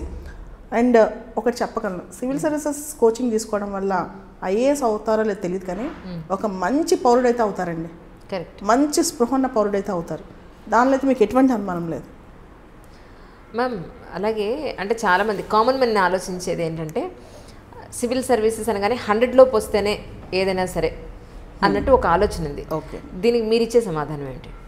100లోపు ర్యాంక్ గురించి అంటే 100లోపు ర్యాంక్ వస్తేనే వాల్యూ ఉంటుంది, లేకపోతే వాల్యూ ఉండదు అన్నట్టుగా మాట్లాడారు. ర్యాంకులు అనేవి రిజల్ట్స్ వచ్చిన రోజే కనపడతాయండి. 1వ ర్యాంకా 10వ ర్యాంక్ అనేది ర్యాంక్ ఇస్ కంపారిటివ్ మెరిట్. ఆ పరీక్షలో ఆ సంవత్సరంలో కంపారిటివ్ మెరిట్ అనమాట.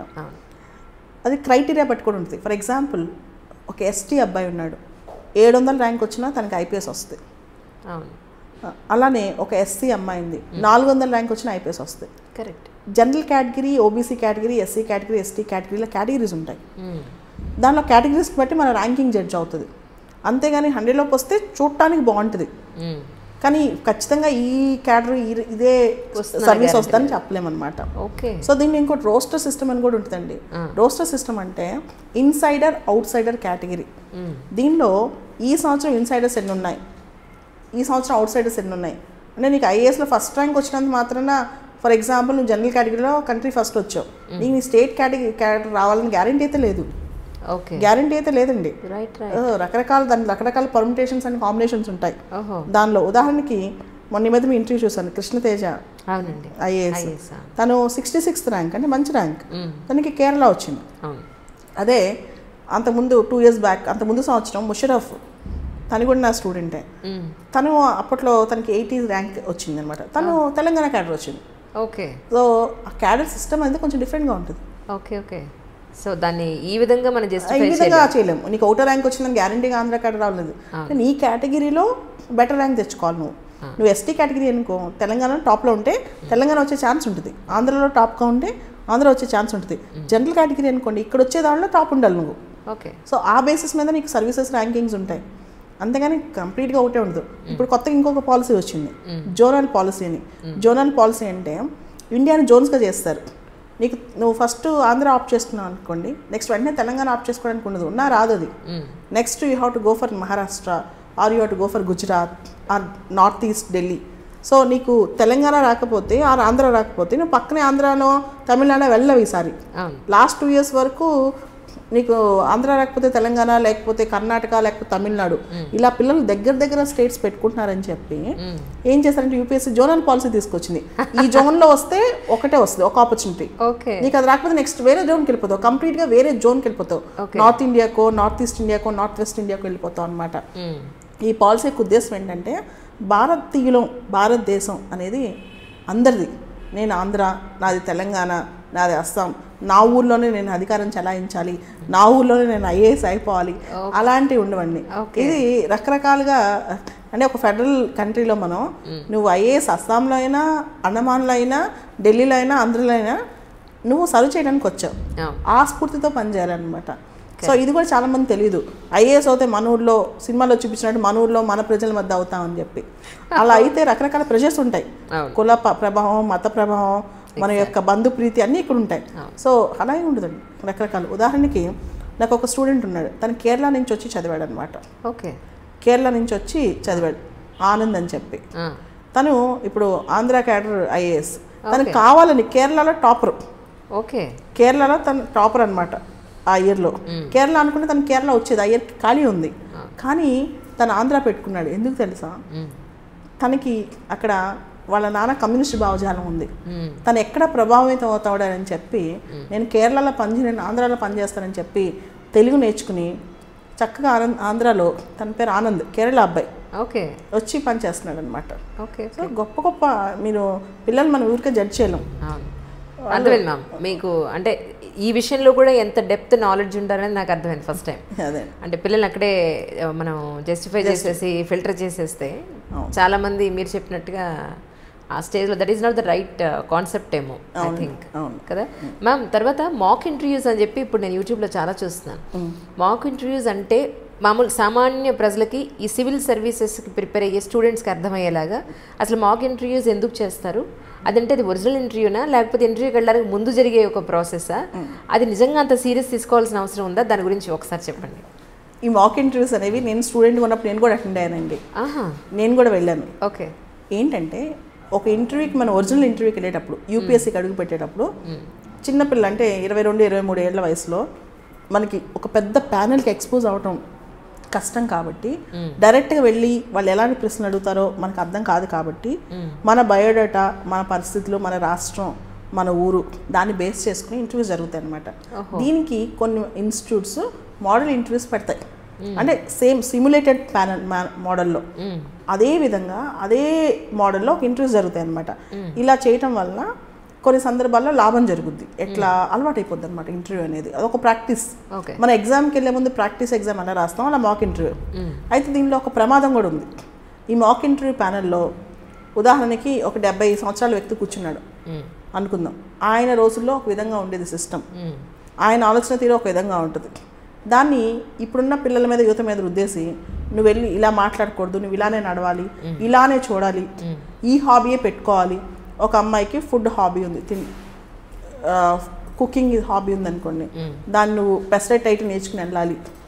ఇలా కొంతమంది ఎవరు తోచినట్టు చెప్పేస్తారు.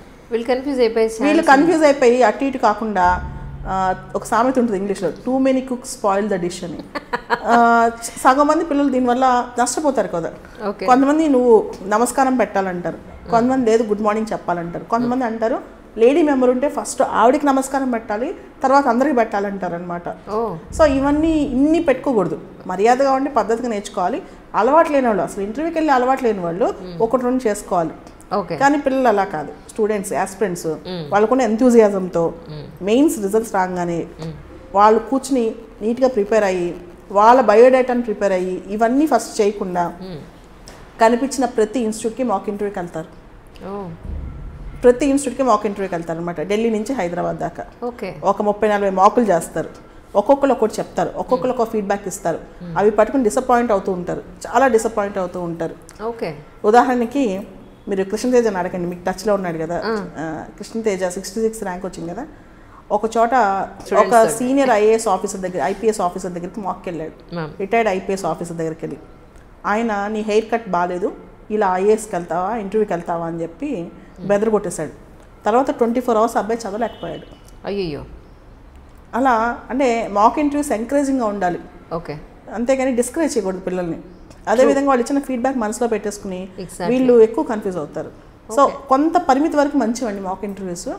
అండ్ ఇప్పుడు యూట్యూబ్లో రిలీజ్ అయ్యే యూపీఎస్సీ వాళ్ళు యూట్యూబ్లో మాక్ ఇంటర్వ్యూస్ పెట్టరు. మరి ఇప్పుడు వచ్చేవేంటి మేము ఇప్పుడు అన్ని ఇన్స్టిట్యూట్స్ వాళ్ళు అవి ప్రమోషనల్ మాక్ ఇంటర్వ్యూస్. అంటే వాళ్ళు చేసిన మాక్ ఇంటర్వ్యూస్ రికార్డ్ చేసి యూట్యూబ్లో అప్లోడ్ చేస్తారు. నన్ను ఈ మధ్య ఒక కలెక్టర్ గారి వైఫ్ అడిగారనమాట, గోపాలకృష్ణ మాక్ ఇంటర్వ్యూ చూసాను, మాక్ ఇంటర్వ్యూ అంత బాగాలేదు, 3వ ర్యాంక్ ఎలా వచ్చింది అని చెప్పి. నేను చెప్పాను అవన్నీ మోడల్ ఇంటర్వ్యూస్ అండి. పిల్లలు ఆ రోజు మానసిక పరిస్థితి, ఆ మాక్ ఇంటర్వ్యూ రికార్డ్ చేసిన రోజు మానసిక పరిస్థితి అలా ఉంది, దాన్ని మీరు జడ్జ్ చేసి గోపాలకృష్ణకి నాలెడ్జ్ తక్కువ అనుకోవద్దు, అది సరైన పద్ధతి కాదని చెప్పాను అనమాట. అంటే తెలియదు కదా వాళ్ళకి, అవి రియల్ ఇంటర్వ్యూ అనుకుంటారు. మేము చూసాం గోపాలకృష్ణ ఇంటర్వ్యూ, మేము చూసాం కృష్ణతేజ ఇంటర్వ్యూ అంటారు. అవన్నీ మాక్ ఇంటర్వ్యూస్. రియల్ ఇంటర్వ్యూస్ కాదు, అవన్నీ మాక్ ఇంటర్వ్యూస్ అండి. అంటే మీరు అంటే మీ ఇన్స్టిట్యూట్ నుంచి కూడా మీరు ఏమన్నా అలాంటి మాక్ ఇంటర్వ్యూస్ కండక్ట్ చేస్తే? అవి మాక్ ఇంటర్వ్యూస్ కాదండి నేను చేసేది. మాక్ ఇంటర్వ్యూస్ చేస్తే భయపడతారు. మాక్ ఇంటర్వ్యూస్ చేసి నేను సజెషన్స్ ఇవ్వాలనుకోను. నేను ఒక చిన్న పద్ధతి పాటిస్తాను.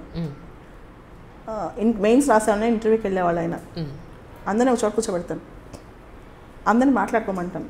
మాదంతా గురుకుల స్టైల్ అనమాట. It's CSB family. 2017లో పాస్ అయ్యాను కాబట్టి నాకు కొంచెం ఇప్పుడు ట్రెండ్ తెలుసు. దాంతో ఏం చేస్తానంటే వాళ్ళని ఎవాల్వ్ అయ్యేటట్టు. ఇంకొకటి చాలా మాక్ ఇంటర్వ్యూస్లో one size fit for all model ఉంటుంది. అంటే ఒకటే పద్ధతి నేర్పిస్తారు. అలా కాకుండా స్టూడెంట్ స్పెసిఫిక్ అప్రోచ్ అని ఒకటి ఉంటుందండి. స్టూడెంట్ స్పెసిఫిక్ అప్రోచ్ అంటే నీ బయోడేటాని బట్టి, మీ ఊరిని బట్టి. ఉదాహరణకి నేను మంగళగిరి నుంచి ఇంటర్వ్యూకి వెళ్ళాను.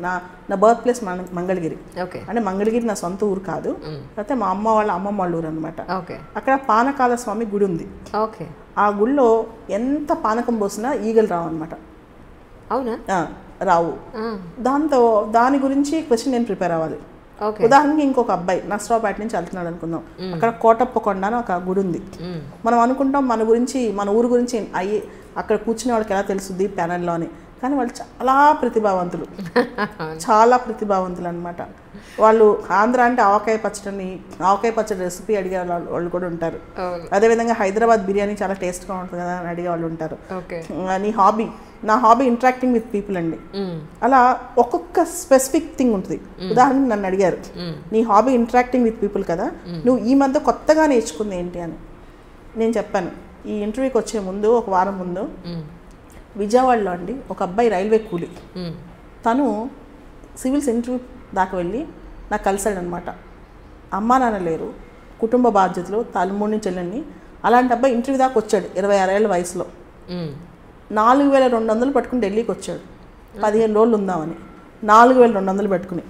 అసలు ఇలాంటి అబ్బాయి వచ్చినప్పుడు నేను నడవలేకపోతే ఏంటి, నాకు ఏదైతే ఏంటి, నాలాంటి వాళ్ళు కూడా సాధించగలరు, నాలాంటి వాళ్ళు కూడా ఏదైనా చేయగలరు అని నమ్మకం కుదిరింది.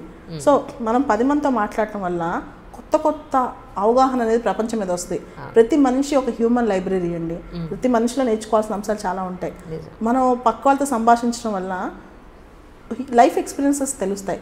సో అది నేర్చుకున్నానని చెప్పాను. వాళ్ళు చాలా గొప్పగా దానికి రెస్పాండ్ అయ్యారనమాట. సో ఇవన్నీ అంటే నా గురించి నేను, అలానే మీ గురించి మీరు.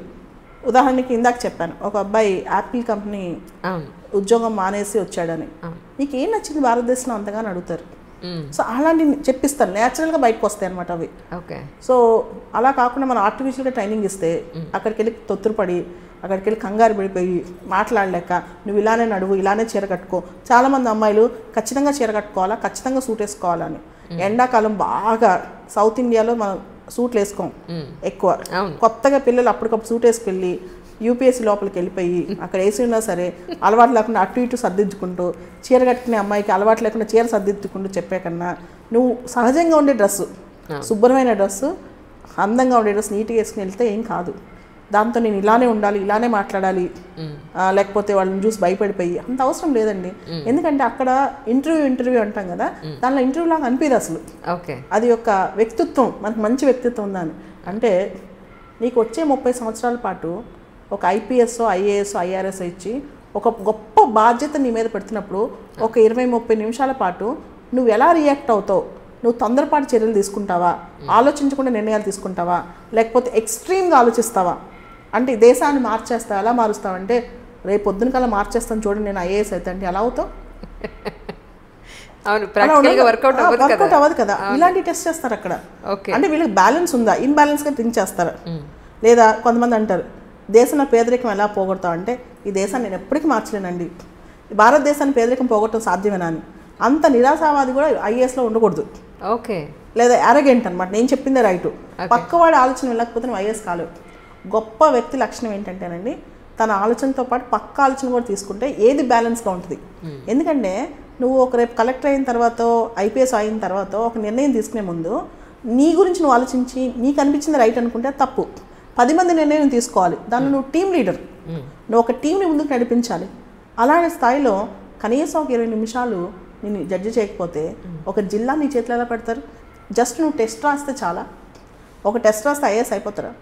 చాలామంది అడుగుతారు, మ్యామ్ ప్రిలిమ్స్, మెయిన్స్, ఇంటర్వ్యూ 3 స్థాయిలు ఎందుకు, ఒకటే ఎగ్జామ్ పెట్టండి, దానిలోనే 1000 సీట్లు ఇచ్చేయండి, ఒక ప్రిలిమ్స్ ఎగ్జామ్ పెట్టి 100 బిట్లు పెట్టండి. అంటే అసలు ఎగ్జామ్ అనేది మన ఓపిక టెస్ట్ చేస్తుంది.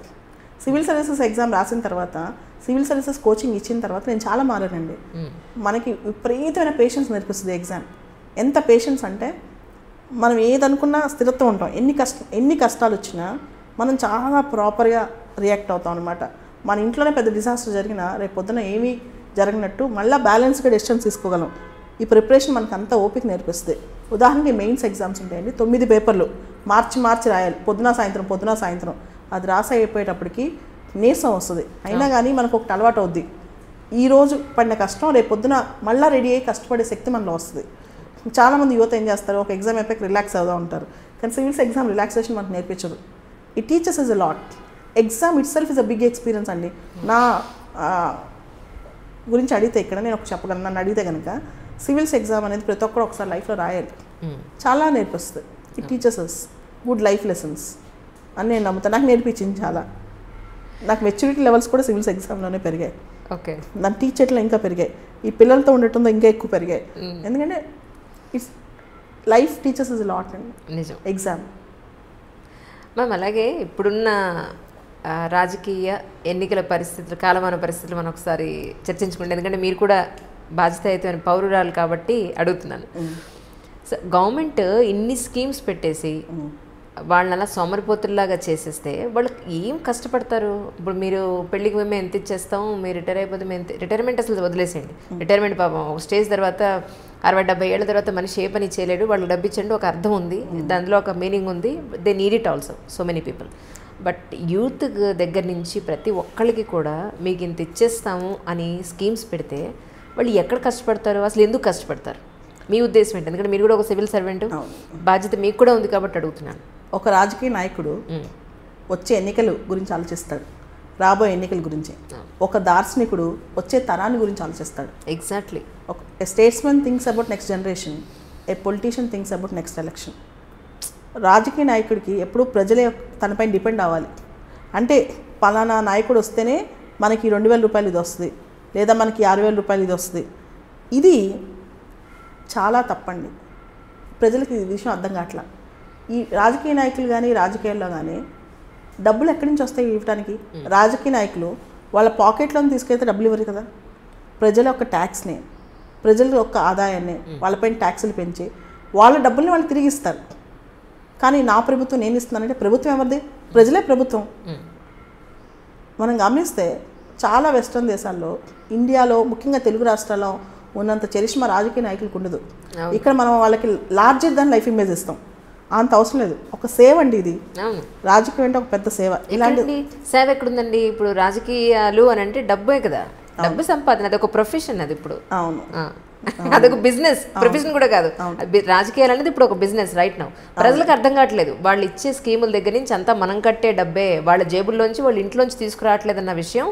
మన దగ్గర ఎడ్యుకేటెడ్స్ ఎక్కువ లేకపోవడం వల్ల, విద్యాశాతం తక్కువ ఉండడం వల్ల, వాళ్ళ ఓట్లే ఎక్కువ ఉండడం వల్ల హ్యాపీగా ఆడేసుకుంటున్నారు. ఇప్పుడు ప్రపంచంలో ఎక్కడ లేని రిసోర్స్ భారతదేశంలో ఉంది, యువశక్తి. యువశక్తి రాజకీయంగా నిర్లిప్తంగా ఉంటున్నారు. దానికి ప్రధానమైన కారణం అండి, యువతులు ఎవరైతే రాజకీయాల్లోకి వస్తున్నారో వాళ్ళందరూ కుటుంబ రాజకీయాల నుంచి వస్తున్నారు. ఎగ్జాక్ట్లీ. తండ్రులు, తాతలు వీళ్ళందరూ రాజకీయాల్లో ఉంటే ఆల్మోస్ట్ మీరు చూస్తే నార్త్ ఇండియా నుంచి సౌత్ ఇండియా దాకా. నవీన్ పట్నాయక్ ఎవరండి? బీజూ పట్నాయక్ కొడుకు. అగతా సంగ్మా ఎవరండి? సంగ్మా కూతురు. ఇంకా తెలుగు రాష్ట్రంలో మనం చెప్పక్కర్లేదు, 2 చోట్ల వారసులనే ప్రకటించారు. ఇదేదో సంస్థానాలలాగా, రాజుల సంస్థానాలలాగా. మళ్ళీ వీళ్ళేదో చెప్తారు, మేము తరతరాలుగా కుటుంబ పాలన మాకొద్దు, మంచిది కాదని వీళ్ళు మాట్లాడతారు, వీళ్ళు అక్కడి నుంచే వస్తుంటారు. అయితే మీరు ఇప్పుడు చూస్తే ఆంధ్రప్రదేశ్లో ఎన్నికలు జరుగుతున్నాయి. ఈ ఎన్నికల్లో కొత్తగా టికెట్లు వచ్చిన యువ రాజకీయ నాయకులు అందరూ ఏ పేరు తీసినా ప్రధానమైన కూతుళ్ళో, కోడల్లో, లేకపోతే ప్రధానమైన నేతల కూతుళ్ళో, కోడల్లో, లేకపోతే కొడుకులో, వీళ్ళకే వచ్చాయి. యువత దీన్ని ఎందుకు ప్రశ్నించట్లేదు, ఎందుకు సర్దుకుని వెళ్ళిపోతుంది అంటే, యువత తాత్కాలికంగా ప్రభుత్వం ఈ రోజున మాకు పెన్షన్ ఇస్తుంది కదా, ఏమండి యువతకు ఉద్యోగాలు కావాలా, పెన్షన్లు కావాలా? యువతకి ఉద్యోగాలు కావాలా, పెన్షన్లు కావాలా?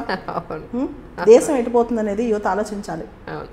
యువతలో చైతన్యం వస్తే 4 ఏళ్లలో రాష్ట్రాలను మార్చేయచ్చు.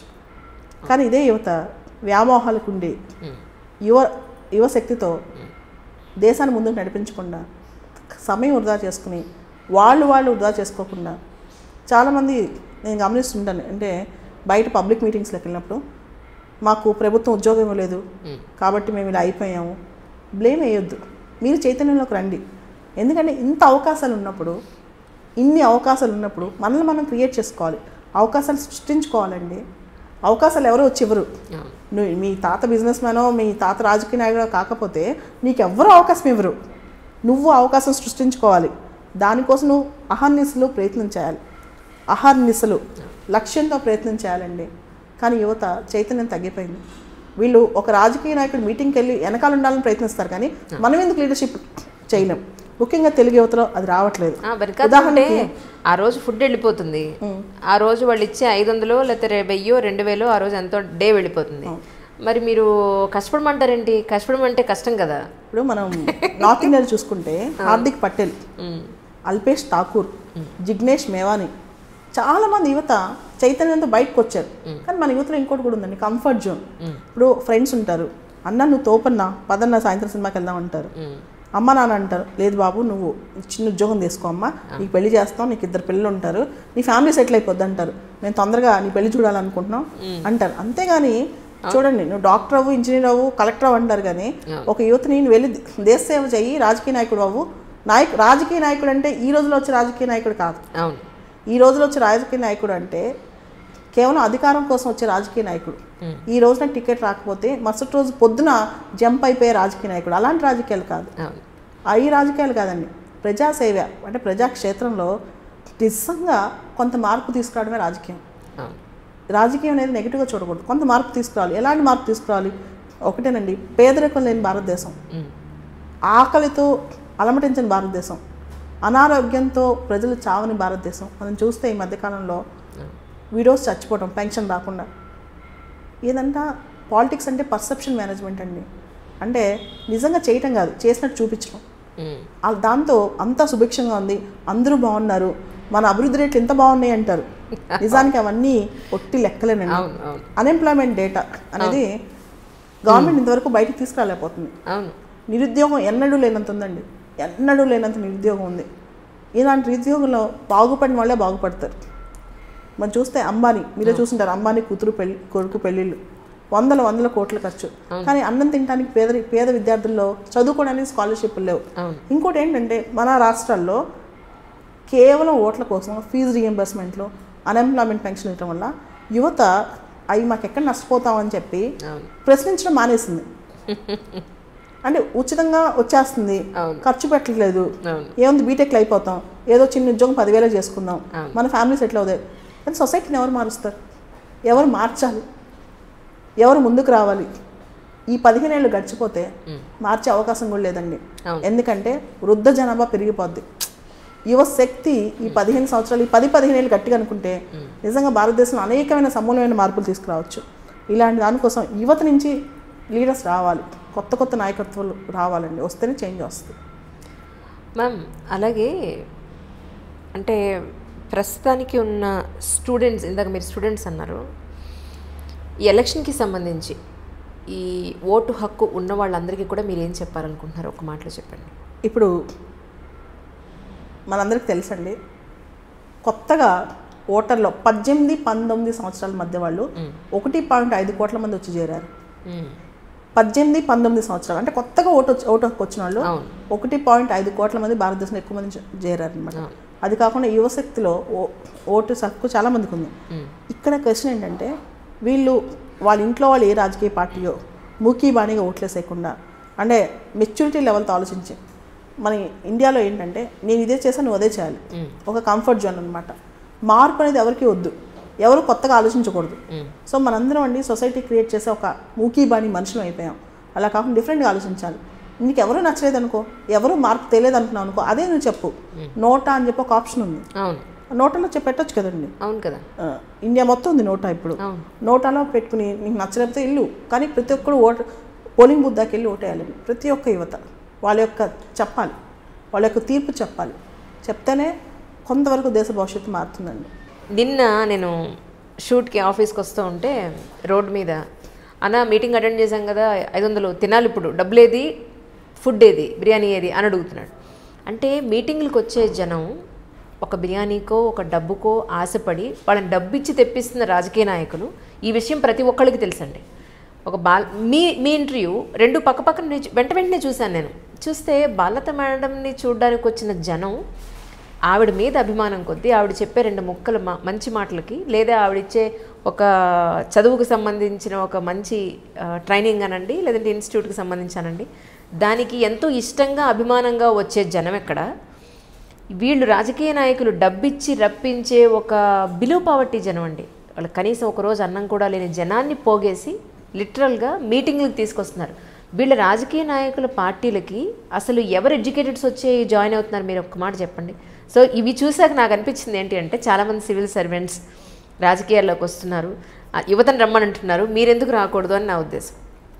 నేను ఖచ్చితంగా వస్తానండి. నాకు ఒక లక్ష్యం ఉంది. ఒక 3-4 సంవత్సరాల పాటు నేను ఎంతమందికి సహాయపడగలను సివిల్ సర్వీసెస్లో. అండ్ రాజకీయాల్లోకి రావడం అంటే అందరిలాగా ఏదో ఒక పార్టీలో చేరిపోయి లైక్ ఎందుకు నాకు ఒకటి నచ్చదండి. డైరెక్ట్గా ఉదాహరణకి ఒక ప్రముఖ రాజకీయ పార్టీలో జాయిన్ అయ్యాను అనుకోండి, ఆ రాజకీయ పార్టీ సిద్ధాంతాలు నాకు నచ్చకపోయినా పొగడాలి, ఆ రాజకీయ నాయకుడు నాకు నచ్చకపోయినా పొగడాలి. చాలామంది నన్ను అడిగారు 2-3 పార్టీస్ వాళ్ళు వస్తారా మీరు మా దానిలోకి అని. కానీ నాకు నచ్చకుండా నాకు పొగడలేనండి నేను. మీ వెనకాల యువ శక్తి ఉంది మ్యామ్, మిమ్మల్ని అభిమానించే జనం యూత్ ఉన్నారు ఎంతోమంది. సో అందుకని అడిగాను. చాలామంది అంటుంది ఏంటంటే మేడం ఇంత అవేర్నెస్ ఉంది, సివిల్ సర్వెంటు, ఇంతమంది సివిల్ సర్వెంట్స్ని తయారు చేస్తున్నారు, ఆమె ఎందుకు రాకూడదు. అదేనండి, ఖచ్చితంగా ప్రజాసేవలోకి వస్తాను. అది రాజకీయాలకు కాదని చెప్పలేను. కాకపోతే ఇప్పుడున్న రాజకీయ పార్టీలోకి పెడితే ఈ వ్యవస్థలో నేను రానండి. మీరు అడ్జస్ట్ అవ్వలేరు? నేను అడ్జస్ట్ అవ్వలేనండి. ఎందుకంటే మన వ్యక్తిత్వాన్ని మనం కాంప్రమైజ్ చేసుకోవాలి. ఆ పార్టీ లీడర్ని పొగడాలి, వాళ్ళు చేసిన తప్పుల్ని మనం టీవీ ఛానల్ ముందు కూర్చుని సరిదిద్దుతూ వాదిస్తూ వాళ్ళ తరఫున ఉండాలి, గట్టి గట్టిగా అరవాలి, నోటికి ఏదో వస్తే అది మాట్లాడాలి. నాకు బాధ ఏంటంటేనండి ఈ రోజుల్లో రాజకీయాల్లో వయసులు తారతమ్యం చూడకుండా స్త్రీలపైన కూడా అభియోగాలు వేయటం, నోటికి ఏదొస్తే అది మాట్లాడటం, రుజువులు లేకుండా నిందలు వేయటం. అసలు రాజకీయాలంటే ప్రజాసేవకు వచ్చిన వాళ్ళు ఇలా ఉన్నారా? రెండోది పార్టీ ఫిరాయింపులు అండి భయంకరంగా. అంటే ఈరోజు ఒక జెండా వేసుకుని రేపు పొద్దున ఏ జెండా ఉంటాడో తెలియదు అనమాట. ఆయారం గయారం రాజకీయాలు అంటే వచ్చాడయ్యా వెళ్ళిపోయాడయ్యా, జస్ట్ పవర్ కోసం అధికారం కోసం రాజకీయాలు నాకు వద్దండి. ఖచ్చితంగా రాజకీయాల్లోకి వస్తాను, కానీ ఇలాంటి రాజకీయాల్లో కాదు. మార్పు తీసుకొచ్చే రాజకీయాలు, భారతదేశానికి సేవ చేసే రాజకీయాలు, ముఖ్యంగా కనీసం మన తెలుగు రాష్ట్రాల్లోకి సేవ చేసే రాజకీయాల్లోకి తొందరలోనే వస్తానండి. కానీ ఈ విధంగా అయితే కాదు. మేము ఎదురు చూస్తూ ఉంటాం, ఎందుకంటే మీలాంటి ఎడ్యుకేటెడ్స్, మీరు మంచి మనసున్న వాళ్ళు, ప్రజలకు సేవ చేయాలని అనుకునేవాడు రాజకీయాల్లోకి రావాలి, రాజకీయ ప్రక్షాళన జరగాలని మేము అందరూ ఎదురు చూస్తూ ఉంటాం. నిజంగా అంటే మీ ఉద్దేశం ప్రకారం లాస్ట్ ఇయర్ వచ్చిన ర్యాంకింగ్కి ఈ ఇయర్ ఏమైనా తగ్గిందని మీ ఉద్దేశమా? తగ్గితే ఎందుకు తగ్గిందని? లాస్ట్ ఇయర్ 1000 పోస్టులు ఉన్నాయండి, ఈ ఇయర్ 780 మాత్రమే ఉన్నాయి. తగ్గాయి పోస్టులు, తగ్గాయి ఇయర్. దాంతో నిష్పత్తి ప్రకారం సెలక్షన్ కూడా తగ్గుద్ది కాబట్టి అంతే తప్పితే. చాలామంది క్వశ్చన్ నన్ను అడిగారు, ఈ ఇయర్ తెలుగు రాష్ట్రాల నుంచి ర్యాంక్ తక్కువ ఉంది కదా అని. ఈ ర్యాంక్స్ తెలుగు రాష్ట్రాల నుంచే కాదు, ఆల్ ఇండియాలో కేరళకి వెళ్ళినా ఇదే మాట వచ్చింది. దానికి కారణం పోస్టులు తగ్గటం. మీకు తెలిస్తే ఇది ఒక జంబో టైం అండి, జంబో పోస్టింగ్స్. మా అప్పుడు 2002లో అయితే 273 పోస్టులు, కేవలం 273. నేను రాసినప్పుడు 421 పోస్టులు. అలాంటిది ఇప్పుడు 700, 800, 1000 పోస్టులు ఉన్నాయి. ఎవరైనా సివిల్ సర్వీసెస్ రాయాలనుకునే వాళ్ళకి, యువతకి ఇది సువర్ణ అవకాశం. ఈ యుగంలో ఇంటర్నెట్ ఉంది, టీచర్స్ ఉన్నారు, ఎగ్జామ్స్ ఉన్నాయి, బోల్డంత మెటీరియల్ ఉంది, దాంతో పాటు ఎక్కువ పోస్టులు ఉన్నాయి. ఒకప్పుడు 200, 300 ఉండేది. మీరు చూస్తే 2002, 2003, 2004, 2005 నోటిఫికేషన్స్లో మీకు 400 కంటే ఎక్కువ పోస్టింగ్స్ ఉండే కాదు, ఎక్కువ సెలక్షన్స్ ఉండే కాదు. ఇప్పుడు ఈ ఇయర్ మళ్ళీ 900 అవుతున్నాయి. So it's a good time అనమాట. తర్వాత తగ్గిపోయే అవకాశం ఉంది. అంటే గవర్నమెంట్ రిటైర్మెంట్స్, వేకెన్సీస్, డిఓపిటీకి ఆ సంవత్సరం వచ్చిన లిస్టు, దాని ప్రకారం రిక్రూట్మెంట్ ఉంటుంది. ఖచ్చితంగా ప్రతి ఇయర్ 1000 ఉండాలని ఏం లేదు, ప్రతి ఇయర్ 1000 పోస్టులు ఉండాలని ఏం లేదండి. దాని ఒక్కొక్క సంవత్సరం ఒకటి ఉంటుంది. ఇంకోటి చాలామంది నీకు ఐఏఎస్ ఎందుకు రాలేదు, ఐపీఎస్ ఎందుకు వచ్చింది, లేదా ఐపీఎస్ ఎందుకు రాలేదు, ఐఆర్ఎస్, ఐటీ ఎందుకు వచ్చింది, ఇలా ప్రశ్నిస్తుంటారు. దీనిలో 2-3 అంశాలు చెప్పాలి. ఒక అంశం ఏంటంటేనండి, ఐఏఎస్ రాలేదు, ఐపీఎస్ వచ్చిందంటానికి రోస్టర్ ఉంటుంది. ఒక సంవత్సరం ఐఏఎస్లో ఒక 60 పోస్టులు ఉంటాయి, ఇంకో సంవత్సరం 40 ఉంటాయి, ఇంకో సంవత్సరం 100 ఉంటాయి. సో దాన్ని మనం ఇప్పుడు ముందే ప్రిడిక్ట్ చేయలేం. నేను ఐఏఎస్ కోసమే ఎగ్జామ్ రాయాలి, ఐపీఎస్ కోసమే ఎగ్జామ్ రాయాలి, అలా ఉండదండి. దీనిలో రకరకాలు ఉంటాయి. రెండోది, ఈ ఎగ్జామ్లో విచిత్రం ఏంటంటే నువ్వు ఒకటే ఎగ్జామ్ రాస్తావు. పోలీస్ అవ్వాలన్నా అదే ఎగ్జామ్, అడ్మినిస్ట్రేటర్ అవ్వాలన్నా అదే ఎగ్జామ్, ఫారెన్ సర్వీస్ ఆఫీసర్ అవ్వాలన్నా అదే ఎగ్జామ్, ఐఆర్ఎస్ అనేది, ఐటీ అవ్వాలన్నా, ఇన్కమ్ ట్యాక్స్ ఆఫీసర్ అవ్వాలన్నా అదే ఎగ్జామ్. ఈ ఎగ్జామ్లో ఎగ్జామ్ రాశాక డొమైన్ నాలెడ్జ్ వస్తుంది. ఈ ఎగ్జామ్ రాశాక డొమైన్ నాలెడ్జ్ వస్తుంది. కానీ ఇవన్నీ కూడా చాలా డిఫరెంట్ ఫీల్డ్స్. ఇవన్నీ చాలా డిఫరెంట్ ఫీల్డ్స్. సో భవిష్యత్తులో ఖచ్చితంగా ఎగ్జామ్లో ప్రక్షాళన రావాలండి. అదేంటంటే ఇప్పుడు ఫారెన్ సర్వీస్ ఉంది, దానికి కావాల్సిన డిప్లొమసీ. ఎవరైతే చాలా తక్కువ మాట్లాడతారో చాలామందికి ఇది వచ్చేస్తుంది ఫారెన్ సర్వీసు. అలానే పోలీసింగ్ ఇష్టం ఉండదు, కానీ సొసైటీ ప్రెసిడెంట్ వల్ల ఐఏఎస్ తర్వాత ఐపీఎస్ పడతారు. ఐపీఎస్ బాగుంటుంది, నేను గొప్పగా ఉండొచ్చని. ఈ సంవత్సరం ఐపీఎస్ అకాడమీలో ట్రైనింగ్లో ఉన్నవాళ్ళు కొంతమంది పిల్లలు లిటరల్గా వెళ్ళిన నెల రోజులు ఏడ్చారండి, మా వల్ల కాదు ఈ ట్రైనింగ్ చేయలేకపోతున్నాం అని. అంటే నీకు ఐపీఎస్ అంటే ప్యాషన్ లేకపోతే you cannot make it out. ట్రైనింగ్లోనే ఇబ్బంది పడతావు నువ్వు. సో ఎవరికైతే ఐపీఎస్ ప్యాషన్ ఉంటుందో వాళ్ళు ఫస్ట్ అది పెట్టుకోవాలి, ఎవరికైతే అడ్మినిస్ట్రేషన్ ఇష్టం ఉంటుందో అది ఫస్ట్ అది పెట్టుకోవాలి, ఎవరికైతే ఐఆర్ఎస్ ఐటీ ఇష్టం ఉంటుందో అది ఫస్ట్ అది పెట్టుకోవాలి. కానీ సొసైటీలో ముఖ్యంగా మన రాష్ట్రాలు ఏంటంటే ఐఏఎస్ఆ ఐపీఎస్ఆ. ఇందాక నేను ఒక మాట చెప్పాను, కేరళ నుంచి ఆనంద్ అనే ఒక అబ్బాయి వచ్చి ఇక్కడ ఐఏఎస్ అయిపోయాడని. మొన్న ఈ మధ్య నాకు కలిసి ఒక మాట చెప్పాడు, ఏంటంటే ఆంధ్రాలో ఐఏఎస్కి కేరళలో ఐఏఎస్కి చాలా తేడా ఉంది మ్యామ్. ఆంధ్రాలో ఐఏఎస్ అంటే ఒక దేవుడిని చూసినట్టు చూస్తారు, దేవుడిని చూసినట్టు చూస్తారని. తెలంగాణలో కేరళలో ఐఏఎస్ అయితే మామూలు మనిషి, కేరళలో హక్కులు ఎక్కువ, ఐఏఎస్ అంటే ఒక ఆఫీసర్ అంతే. కానీ ఆంధ్రాలో 99% ఎడ్యుకేషన్ పర్సంటేజ్ అండి అక్కడ, ఎడ్యుకేటెడ్ పర్సెంట్. అందుకని మీరు మాకు సేవ చేసే వ్యక్తే తప్ప మీరు ఏమి ఎక్కువ అన్నట్టు ఉంటుంది కదా. అవును, ఆంధ్రాలో ఒక ఐఏఎస్ ఆఫీసర్ డోర్ కూడా ఇంకోటి తీయాలి. ఐఏఎస్ ఆఫీసర్ అవగానే మరుసటి రోజు ఈగో బోల్డ్ డెవలప్ అవుతుందని ఆంధ్రాలో నేర్పించేస్తారు. ఇంకోటి ఏంటంటే ఇక్కడ అంటే అవుట్ ఆఫ్ ద బాక్స్ కానీ చెప్పాలి, ఆంధ్రప్రదేశ్లో తెలంగాణలో ఐఏఎస్ అవుతే ఉదాహరణకి నిన్న రిజల్ట్స్ వచ్చాయి, నిన్నటి నుంచి నాకు కనీసం 30-40 ఫోన్స్ వచ్చి ఉంటాయి. ఎంతమంది చౌదరీస్లో అయ్యారు, ఎంతమంది వైశ్యాస్లో అయ్యారు, ఎంతమంది రెడ్డిస్లో అయ్యారు, పెళ్లి సంబంధాలు ఏమైనా ఉన్నాయా, మినిస్టర్స్ వాళ్ళు కూడా ఎంపీస్ ఐఏఎస్ ఆఫీసర్స్ వాళ్ళ అమ్మాయికి ఐఏఎస్ ఆఫీసరే కావాలి, 100 కోట్లనే ఇస్తాం కట్నం. క్రేజ్ పిచ్చ క్రేజ్ అండి ఇక్కడ ఐఏఎస్ అంటే. అది అంత అవసరం లేదనిపిస్తుంది నాకు. కానీ దానివల్ల ఏమవుతుందంటే వీళ్ళు డ్యూటీ చేయడం మానేసి ఈ ఆలోచనలు ఎక్కువైపోతాయి నెక్స్ట్. సో ఇవి కూడా స్టార్ట్ అయిపోయింది. ఓ మై గాడ్, నాకే 30-40 ఫోన్స్ వచ్చిన నుంచి నేను కట్ చేస్తుంటే ఫోన్లు వస్తూ ఉంటాయి. మా ఏదో ఊరు నుంచి ఈ క్యాస్ట్ వాళ్ళు ఆ క్యాస్ట్ వాళ్ళు. ఇప్పుడు నేను కోచింగ్ ఇచ్చినప్పుడు మీ క్యాస్ట్ ఏంటి అని చెప్పను, అడగను, నా క్యాస్ట్ ఏంటని నేను చెప్పను. కానీ రిజల్ట్స్ వచ్చాక మాత్రం ఆటోమేటిక్గా క్యాస్ట్ మీటింగ్స్. ఇంకొక విచిత్రం ఏంటంటేనండి, ఇక్కడ సివిల్స్ రిజల్ట్స్ రాగానే ప్రతి కులం వాళ్ళు అంటే కుల పిచ్చి మన రాష్ట్రాలు ఎలా ఉందంటే ప్రతి కులం వాళ్ళు వాళ్ళని చూసి వాళ్ళు సన్మానం చేస్తారు. అవును, మెరిట్ అనేది అన్ని కులాల్లో ఉంది కదా. అవును కదా, అవును. చాలా అన్యాయం. ఈ సెలెక్ట్ అయిన క్యాండిడేట్స్ కూడా వాళ్ళ కులం వాళ్ళు పిలిస్తే నెక్స్ట్ రోజు వెళ్ళిపోతారు. ఇది ఎంతవరకు రైట్? అన్ని కులాల్లో మ్యామ్ కొన్ని ఛానల్ నేను ఈరోజు ఈ సంవత్సరం కాదు 10 సంవత్సరాల నుంచి చూస్తున్నాను. అక్కడ యూపీఎస్సీలో కూడా చాలా ఇది ఒకటి ఉందండి, కులం అంటే అయిపోయింది. బయటకు వచ్చిన తర్వాత మనోడేనా మనవాళ్ళేనా మనలో ఉన్న అన్ని కులాలు అంటే ఎవరికి వాళ్ళు చూసుకుంటున్నారు. ఇది తప్పండి, ఇది తప్పు.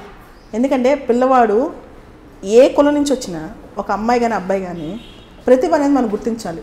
అలా కాకుండా రిజల్ట్ రాగానే వాళ్ళని కూడా మార్చేస్తున్నారు.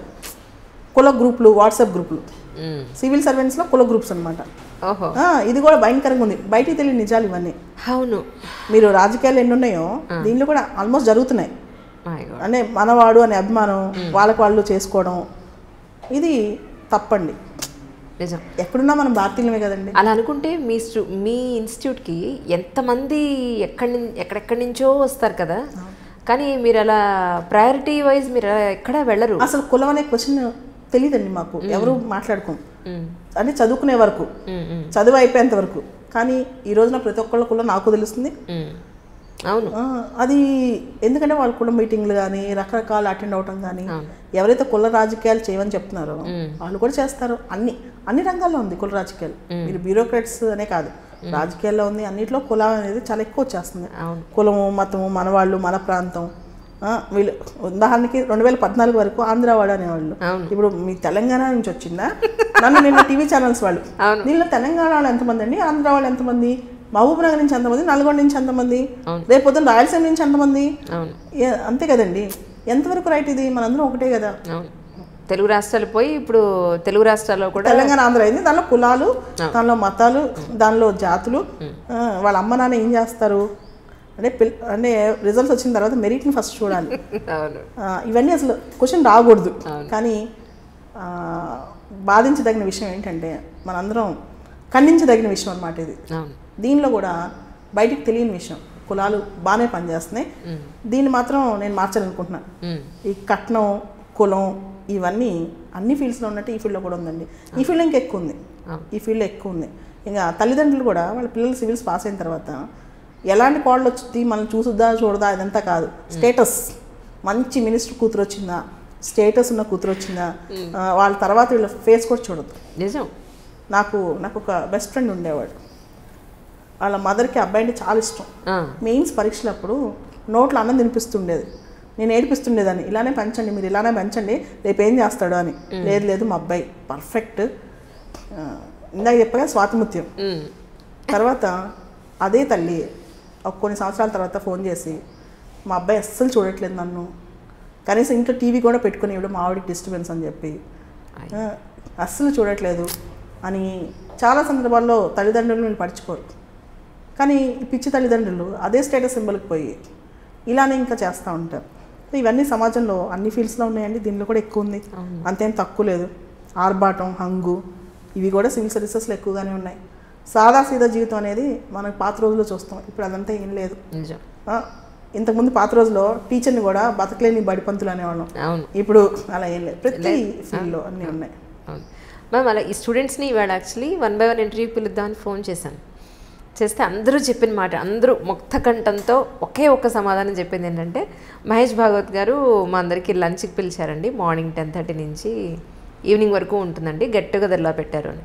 అంటే నాకు అర్థం కాదు ఏంటంటే, మహేష్ భాగవత్ గారు ఇక్కడ ఉన్నారు, పోస్ట్లో ఉన్నారు, సో వీళ్ళందరినీ గెట్ టుగెదర్ ఆయన ఎందుకు పిలిచారు అనేది నాకు అర్థం కాలేదు. సో మీరు కూడా ఒక సివిల్ సర్వెంట్ కదా, అలా మీరు ఏమన్నా గెట్ టుగెదర్ అన్న ఇస్తున్నారేంటి, చక్కడుకున్నా ఇస్తే నన్ను కూడా పిలవండి. నేను గెట్ టుగెదర్స్ అన్ని రిజల్ట్స్ వచ్చే ముందు రోజు వరకే అండి. Okay ma'am. రిజల్ట్స్ వచ్చాక స్టూడెంట్కి టీచర్కి డిస్కనెక్ట్ అయిపోద్ది.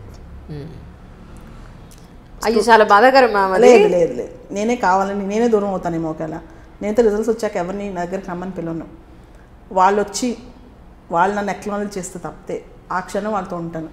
ఎందుకంటే వాళ్ళకి ఆ సంవత్సరం రిజల్ట్, నాది ఒక మహాప్రస్థానం. ఇది ఈ మహాప్రస్థానంలో నెక్స్ట్ వచ్చే జనరేషన్ గురించి నేను చూస్తాను. రిజల్ట్ వచ్చిన మరుక్షణం నేను ఆ సంవత్సరం ఇంటర్వ్యూకి వెళ్ళి ఎవరైతే సక్సెస్ కాలేకపోయారో వాళ్ళతో ఉంటాను. పాస్ అయిన వాళ్ళతో నేను ఉండాలని నేను అనుకోవట్లేదు. I don't want to celebrate అండి, ఎందుకంటే వచ్చిన వాళ్ళు వాళ్ళ బాధ్యత వెళ్తారు. అండ్ సివిల్ సర్వీసెస్లో ర్యాంక్ ఎవరైనా తెచ్చుకుంటారు. విజ్ఞానం అనేది మనిషి అంతర్లీనంగా ఉండి పరీక్ష రాసి సక్సెస్ వస్తుంది. దాన్ని వాళ్ళు సమాజ సేవకు ఉపయోగించినప్పుడే వాళ్ళు నా నిజమైన స్టూడెంట్స్ అవుతారు. అంతవరకు వాళ్ళని నేను ట్రైనింగ్ ఇచ్చాను, కొంతవరకు సహాయపడ్డాను, అండ్ వాళ్ళ శక్తి లేకుండా వాళ్ళు సక్సెస్ అయ్యే అవకాశమే లేదు. నేను కొంతవరకు ఒక గడ్డిపోచ సహాయం చేశాను ఉడతా భక్తిగా, అంతే. అయ్యో, దాన్ని వాళ్ళు దాన్ని ఇంప్లిమెంట్ చేసి మంచి సేవ చేసి, మొన్న కృష్ణతేజ వచ్చి కేరళ డిజాస్టర్ మేనేజ్మెంట్లో మీ ఇంటర్వ్యూ నేను చూశాను.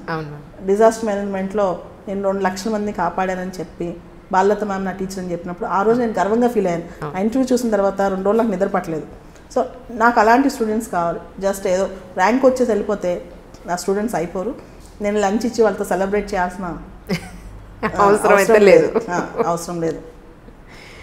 నిజంగా చాలా సంతోషంగా. అండ్ ఇంకొకటి మ్యామ్, నా స్టూడెంట్స్ ఎవరైతే ఉన్నారో, ఎవరైతే బాగా చదువుతారో వాళ్ళతో కూర్చుని నేను రోజు లంచ్ చేస్తాను. ఆల్మోస్ట్ ఎవరైతే బాగా చదివి, ఎవరైతే ఉత్సాహంగా ఉండి ఉన్నారో ఖచ్చితంగా నేను ప్రతిరోజు లంచ్ వాళ్ళతోనే ఉంటుంది ఆల్మోస్ట్. ఓకే మ్యామ్, ఇంతకుముందు ఒకనొకప్పుడు ఎంటెక్ బీటెక్ అంటేనే చదువు, అందులోంచి వచ్చేదే లేదా డాక్టరో ఇంజనీరో ఇలానే ఉండేది. కానీ ఇప్పుడు ఆ ట్రెండ్ అంతా సివిల్ సర్వీసెస్కి మారింది అని అనుకోవచ్చా? అవునండి, కొంచెం సివిల్ సర్వీసెస్ అనేది చదువుతున్నా అని చెప్పుకోవడం కూడా ఒక ఫ్యాషన్ అయిపోయింది. నేను చాలామంది, మా అమ్మాయి ఐఏఎస్ కోచింగ్లో ఉంది, అబ్బాయి ఐపీఎస్ కోచింగ్లో ఉన్నాడు చెప్పుకుంటుంటారు. అవును, అందరూ ఐఏఎస్లో ఐపీఎస్లో అవ్వాల్సిన అవసరం లేదు. చాలా రకరకాల ఫీల్డ్స్ ఉన్నాయి, దేనిలో అయినా గొప్పవాళ్ళు అవుతారు. అంటే మన సొసైటీకి తిరిగి ఇవ్వడానికి, సేవ చేయడానికి ఐఏఎస్లో ఐపీఎస్లో అవ్వాల్సిన అవసరం లేదు. కాబట్టి మనం ఏ ఫీల్డ్లో మనకి ఎక్కువ ప్యాషన్ ఉంది, దేన్ని మనం సక్రమంగా చేయగలం. ఎందుకంటే ఢిల్లీలో రాజేంద్ర నగర్ ఉంది, సంవత్సరానికి 3 లక్షల మంది అక్కడికి వెళ్తారు దాదాపు ఐఏఎస్ కోచింగ్కి. ఓకే, హైదరాబాద్లో అశోక్ నగర్ ఉంది, 30-40 వేల మంది వస్తారు. అలానే చెన్నైలో అన్నా నగర్ ఉంది. సో ఇవన్నీ కూడా అందరూ పాస్ అవ్వరు, కేవలం 1% కూడా ఉండదు, 0.1% ఉంటుంది పాస్ అయ్యేది. ఇది అందరూ నిరాశతో ఎదురు చూడాల్సి వస్తుంది. ముఖ్యంగా ఈ Group 1, Group 2 ఎగ్జామ్స్ అని ఉంటాయండి స్టేట్ లెవెల్లో. ముఖ్యంగా మన ఆంధ్ర తెలంగాణలో ఒక క్యాలెండర్ కానీ సరైన సమయానికి పరీక్ష జరగటం కానీ, రిజల్ట్స్ కానీ, కోర్టు కేసులు కానీ మనం ఆపలేం దానికి. అయ్యో, తారుమారు అవుతూనే ఉంటాయి. అవి ఒక పంచవర్ష ప్రణాళిక లాగా అనమాట. దీంతో పాపం 20 సంవత్సరాలు 22 సంవత్సరాలకు వచ్చి 35 ఏళ్ళు 40 ఏళ్ళ దాకా ఈ స్టూడెంట్స్ రూమ్లో ఉండి పెళ్ళి, జీవితం, కుటుంబం ఏమీ లేకుండా, కనీసం జీవితం స్థిరత్వం లేకుండా ఎంతోమంది అహర్నిశలు చూస్తుంటారు. ఇలాంటి యువత అందరికీ నేను ఒకటి చెప్పదలుచుకున్నాను. ఎవరో వస్తారని, ఏదో చేస్తారని ఎదురు చూసి మోసపోకుమా, నిజము మరిచి నిద్రపోకుమా అని.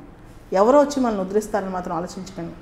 అలా అనుకుంటే నేను ఈ రోజున ఈ మాత్రం నా స్థాయిలో నేను నిలబడేదాన్ని కాదు. ప్రతి ఒక్క వ్యక్తి కూడా ఆలోచించాలి. ఆ నోటిఫికేషన్ డేట్ ఎప్పుడు వస్తుంది దాని గురించి ఆలోచించుకుంటూ ఆ పరీక్ష, ఎందుకంటే నోటిఫికేషన్ రావాలి, ఎగ్జామ్ జరగాలి, తర్వాత రిజల్ట్ రావాలి, ఆ రిజల్ట్ కోర్టులో కేసు వేయకుండా ఉండాలి. ఇవన్నీ చేయకుండా దయచేసి అందరూ వాళ్ళ యొక్క స్వశక్తి మీద నమ్ముకుని ప్లాన్ బి ఒకటి పెట్టుకోండి. అంటే ఇది కాకపోతే నేను ఇది రెడీగా ఉంటాను అని చెప్పి, అలా కాకుండా నిరాశ పడిపోయి నిస్పృహలో ఉండి యువశక్తి అంతా వేస్ట్ చేసుకుని ఎంతమంది ఎనర్జీ తెలుసా అండి 10 సంవత్సరాల పాటు, అంటే 25 నుంచి 35 వయసు మధ్య, 20-30 వయసు మధ్య ఈ ఏజ్ 10 ఇయర్స్ యువశక్తి లక్షల మంది ఈ గ్రూప్ 1 గ్రూప్ 2 సివిల్స్ ఎగ్జామ్ మీద పెట్టి వేస్ట్ చేసేవాళ్ళు కూడా ఉన్నారు. సో వీళ్ళందరికీ నేను చెప్పే సలహా, దయచేసి ఒక 2-3 ఏళ్ళు సీరియస్గా చదవండి. రాకపోతే ఆ ఫీల్డ్ పక్కన పెట్టండి, అంతేగాని ఇన్ని సంవత్సరాలు పెట్టుకుని కూర్చోవద్దు. ఇది ఒక ఎడిక్షన్ అండి మొత్తం మంది సివిల్స్ ఎగ్జామ్ కానీ గ్రూప్ 1, ముఖ్యంగా గ్రూప్ 1 గ్రూప్ 2 అనమాట. ఆ నోటిఫికేషన్లు ఎప్పుడు వస్తాయో, ప్రభుత్వాలు ఎప్పుడు మారుతాయో, ప్రభుత్వాలు ఎప్పుడు వస్తాయో, 100 పోస్టుల కోసం 10 లక్షల మంది వేచి చూస్తూ ఉంటారండి. ప్రత్యక్షంగా, పరోక్షంగా ఇంకా 30-40 లక్షల మంది. ఇంతమంది యువత. నాకైతే అశోక్ నగర్లో ఏ రోడ్డు మీద చూసినా గ్రూప్ 1 కోసం నిరాశపడి షాప్ దగ్గర, టీ షాపుల దగ్గర ఎప్పుడు వస్తుందా నోటిఫికేషన్, ఉద్యోగం ఎప్పుడు వస్తుందా, ఇంట్లో వాళ్ళు ఉద్యోగం వస్తే కానీ పెళ్లి చేయలేరు. ఎందుకంటే ఈరోజు నా పెళ్ళి ఇవ్వాలంటే ఉద్యోగం ఉండాలి. ప్రతి ఒక్క పేరెంట్స్ ఏం చూస్తారండి, పెళ్ళి ఇవ్వాలంటే ఉద్యోగం ఉందా, సంపాదన ఉందా అని చూస్తారు. చూడకుండా ఎందుకు ఇస్తారు? ఇవన్నీ అది కాకుండా స్వశక్తి మీద ఆధారపడితే ఖచ్చితంగా పైకి వస్తారండి. ప్రతి ఒక్క వాళ్ళకున్న శక్తి, తెలివితేటలు అమోఘంగా ఉంటాయండి. ఎంత హార్డ్ వర్క్ చేస్తారో, కఠినంగా చదువుతూ ఉంటారు. నాకు తెలుసండి, కొంతమంది విజయనగరం, శ్రీకాకుళం ఇలాంటి జిల్లాలు, మహబూబ్ నగర్, ఆదిలాబాద్ పిల్లలు పగలు రాత్రి దీపాలు పెట్టుకుని చదువుతుంటారండి. ఇంట్లో వాళ్ళు 2,000 రూపాయలు పంపించలేకపోతే 2,000తో బతుకుతూ, అది లేకపోతే ఆ నెల పస్తులుండే పిల్లలు ఉన్నారండి. ఇంత కష్టపడి ఈ గ్రూప్స్ ఎగ్జామ్స్ కోసం వచ్చేవాళ్ళు వీళ్ళందరూ కూడా ఆ శక్తిని దేశం కోసం ఉపయోగిస్తే నిజంగా ఏదో ఒకటి మిగిలి చెల్లిపోయే ఇది ఉంటుందండి. నేను ఒకటి ఆలోచిస్తుంటాను, ఇది 2019, ఖచ్చితంగా 2119 సంవత్సరానికి మనం ఎవరో ఇక్కడ ఉన్నాం, కానీ మనం చేసిన పనులు మాత్రం ఇక్కడే ఉండిపోతాయి. కాబట్టి పిల్లలు కూడా వాళ్ళు ఈ గవర్నమెంట్ జాబే రావాలి, నేను పైకి రావాలంటే అలా ఆలోచించకుండా రకరకాల ఫీల్డ్స్లో పైకి వచ్చే అవకాశాలు ఎత్తుక్కోవాలండి. ఇందాక మీరు ఈ ఒక్కదాన్ని అడిగి ముగిస్తాను. ఇందాక హెలికాప్టర్ మౌంటింగ్ పేరెంటింగ్ గురించి ఒకటి చెప్పారు మీరు, అది తీసి ఒకసారి పక్కన పెడితే అట్ ద సేమ్ టైం పిల్లలు ఒక గోల్ పెట్టుకుని వస్తారు.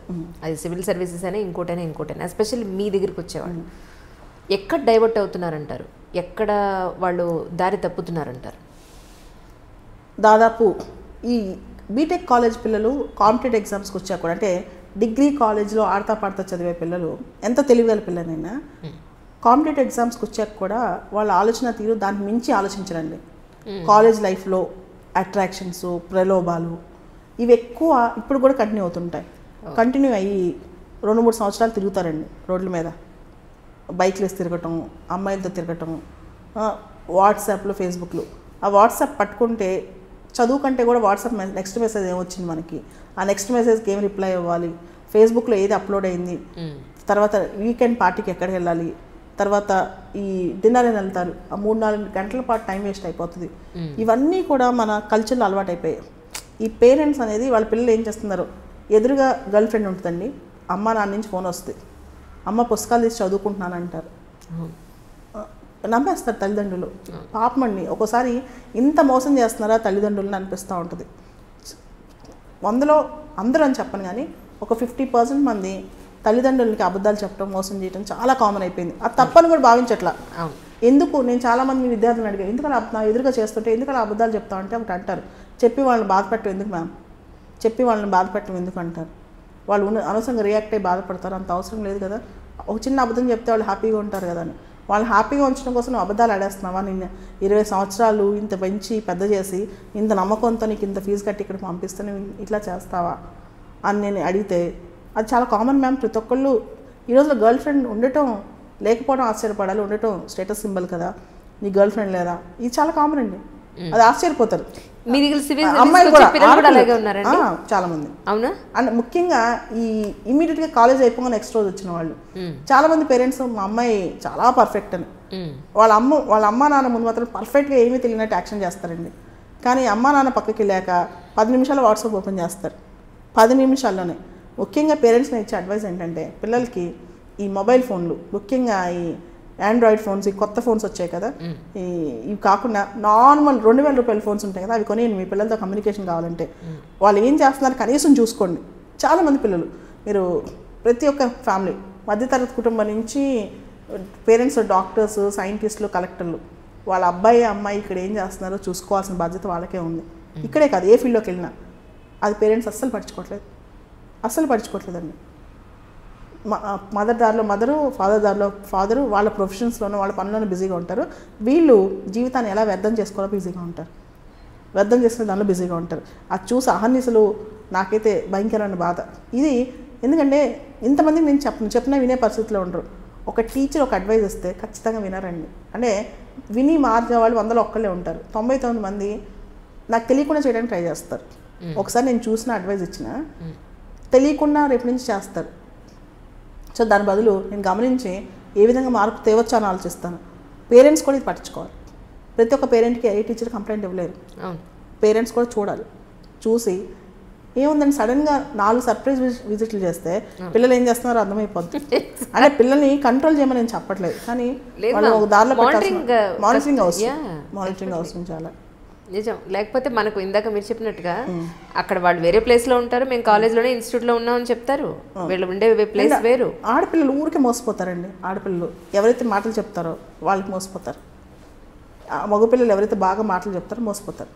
అంటే అబ్బాయిలు మోసం చేసే అమ్మాయిలు కూడా చాలామంది ఉన్నారు, దాన్ని నేను కాదన్ను, కానీ మోసపోతుంటారు. ఆల్మోస్ట్ ఇక్కడికి వచ్చిన తర్వాత కొత్త కొత్త స్నేహాలు, కొత్త కొత్త సంబంధాలు. పేరెంట్స్కి ఏమో మా అబ్బాయి పర్ఫెక్ట్ అనుకుంటారు. అన్నీ మార్పు తీసుకురావాల్సిన అవసరం ఉంది. ముఖ్యంగా పేరెంట్స్లో బాధ్యత ఉంది. అంటే వాళ్ళ ఒక స్టేజ్కి వచ్చి సెటిల్ అయ్యేదాకా గమనిస్తూ ఉండాలి. ఎంతో నమ్మకం పెట్టుకుని పంపిస్తారు, అది చూసుకుంటూ ఉండాలి. మీ స్టూడెంట్ అక్షయ్ చెప్పినట్టు సినిమాలు రోజుకొక సినిమా, ఆర్జీవి గారి సినిమా చూడందే నేను నిద్రపోను, మెయిన్ ఇంటర్వ్యూకి వెళ్ళేటప్పుడు కూడా నేను సినిమా చూసి వెళ్ళాను. నిజంగా మనుషుల మీద, ఎస్పెషల్లీ మిగతా స్టూడెంట్స్ కన్నా సివిల్ సర్వెంట్స్ని, సివిల్ సర్వీసెస్ని ఒక గొప్ప స్థాయిలో మనం చూస్తాం కదా. సో సివిల్ సర్వెంట్స్ కూడా సినిమాలకు అంత ప్రభావం చూపిస్తుందంటారా వాళ్ళ మీద? మీరు కూడా సినిమాలో యాక్ట్ చేస్తుంటారు కదా. సరే చెప్పండి. ఒక విషయం చెప్తారా, ఏమనుకోకండి. లేదు మ్యామ్.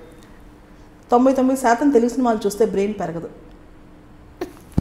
99% తెలుగు సినిమాలు రైట్. చూడండి, మన తెలుగు సినిమాలు ఇప్పుడు పోకిరి, ఆవారా, జల్సా, జులై ఇలాంటి పేర్లు, ఇలా లోపలంతా లవ్ స్టోరీ, రొమాన్స్. మన ఇంగ్లీష్ సినిమాలు చూసుకోండి, gravity, Martian, pursuit of happiness. వీటిలో జీవితంలో ఏదైనా చేయాలి, ఏదైనా కొత్త కనుక్కోవాలి, ఇలాంటి థాట్స్. తెలుగు సినిమాలు చూస్తే అదంతా ఎక్కువ వాయిలెన్స్, లవ్ ఇలాంటివి ఎక్కువ చూపిస్తారు. సినిమా అనేది కేవలం రొటీన్గా ఉండే లవ్ స్టోరీయా, లేకపోతే పిల్లల్లో కానీ యువతలో కానీ కొంత క్రియేటివిటీ తీసుకురావాలా అనేది ఒకసారి ఆలోచించుకోవాలి. ప్రతి సినిమాలో మీరు చూస్తే సాంగ్స్, డ్యాన్స్లు, ఆ డ్యాన్స్లో కూడా స్టెప్లు, తర్వాత ఒక లవ్ స్టోరీ. దీంతో బ్రెయిన్ పెరుగుద్దా పిల్లల్లో? సినిమాలకు కూడా ఒక బాధ్యత ఉంటుంది కదా, బ్రెయిన్ పెరగాలి, థింకింగ్ పెరగాలి, సినిమాలో ఒక మెసేజ్ రావాలి. సినిమాల్లో అంటే అన్ని సినిమాలు అన్నాను, 90% పైన సినిమాలు తెలుగు సినిమాలు చూస్తే పిల్లల్లో బ్రెయిన్ పెరగకపోగా కొత్త కొత్త ఏదైతే జీవితంలో పనికిరాని అంశాలు ఉంటాయో అవన్నీ గొప్ప అంశాలన్నీ వాళ్ళ మనసులోకి వెళ్ళిపోతాయి. హార్మోన్స్ని ప్రొవోక్ చేసేవన్నీ కూడా సినిమాల్లోనే ఎక్కువ కనిపిస్తాయి. అవును. ఈ మధ్య వచ్చిన ఏ సినిమానే చూడండి, దాంతో పాటు మనం చూస్తే బయోపిక్స్ అని తీస్తున్నారు. ఈ బయోపిక్స్లో ఒకరిని నిందించడం కానీ, లేకపోతే ఒక విషయాన్ని ఎక్సాగ్రేట్ చూపించడం కానీ. ఫర్ ఎగ్జాంపుల్ ధోని బయోపిక్కో, సచిన్ టెండూల్కర్ మీద బయోపిక్కో, మేరీ కోమ్ మీద బయోపిక్కో తీస్తున్నారు. తీసినప్పుడు ప్రతి ఒక్క వ్యక్తిలో వీక్నెస్ ఉంటుంది. ప్రతి ఒక్క వ్యక్తిలో ఒక వీక్నెస్ ఉంటుంది. దాన్ని చూపించకుండా ఒక మనిషిని ఎక్స్ట్రాడినరీ హ్యూమన్ బీయింగ్ చేస్తే ఓకే ఇలా మనం బతకలేము, ఒక రోల్ మోడల్ కూడా తయారవ్వట్లేదు. నా బయోపిక్స్ అన్ని చాలా ఇష్టం, తెలుగులో కానీ ఇంగ్లీష్లో కానీ ఏ బయోపిక్ అయినా నేను చూస్తాను.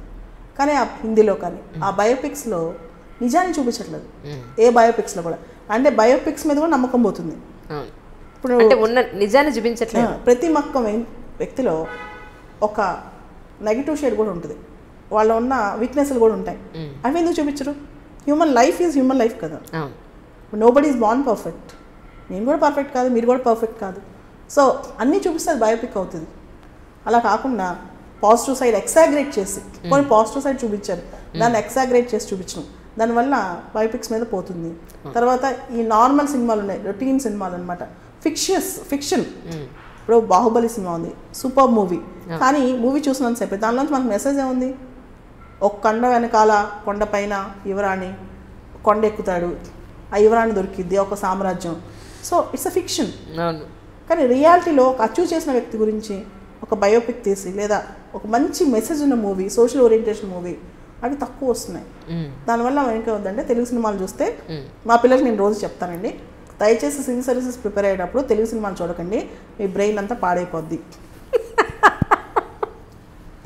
Right, such a wonderful message really. ఈ మధ్యకాలం మీరేం చూసారు సినిమాలు? చెప్పండి, పర్వాలేదు. నేను చెప్పాను కదా బయోపిక్స్ అంటే చాలా ఇష్టం అని. అవును. మహానాయకుడు చూసాను, లక్ష్మీ ఎన్టీఆర్ చూసాను. ఏది నచ్చింది మీకు? మహానాయకుడిలో కొంత బాగుంది, కానీ ఎన్టీ రామారావు గారు ఎలా పైకి వచ్చారు, ఆయనలో పడిన కష్టాలు బెటర్గా చూపించుంటే బాగుండేది అనిపించింది.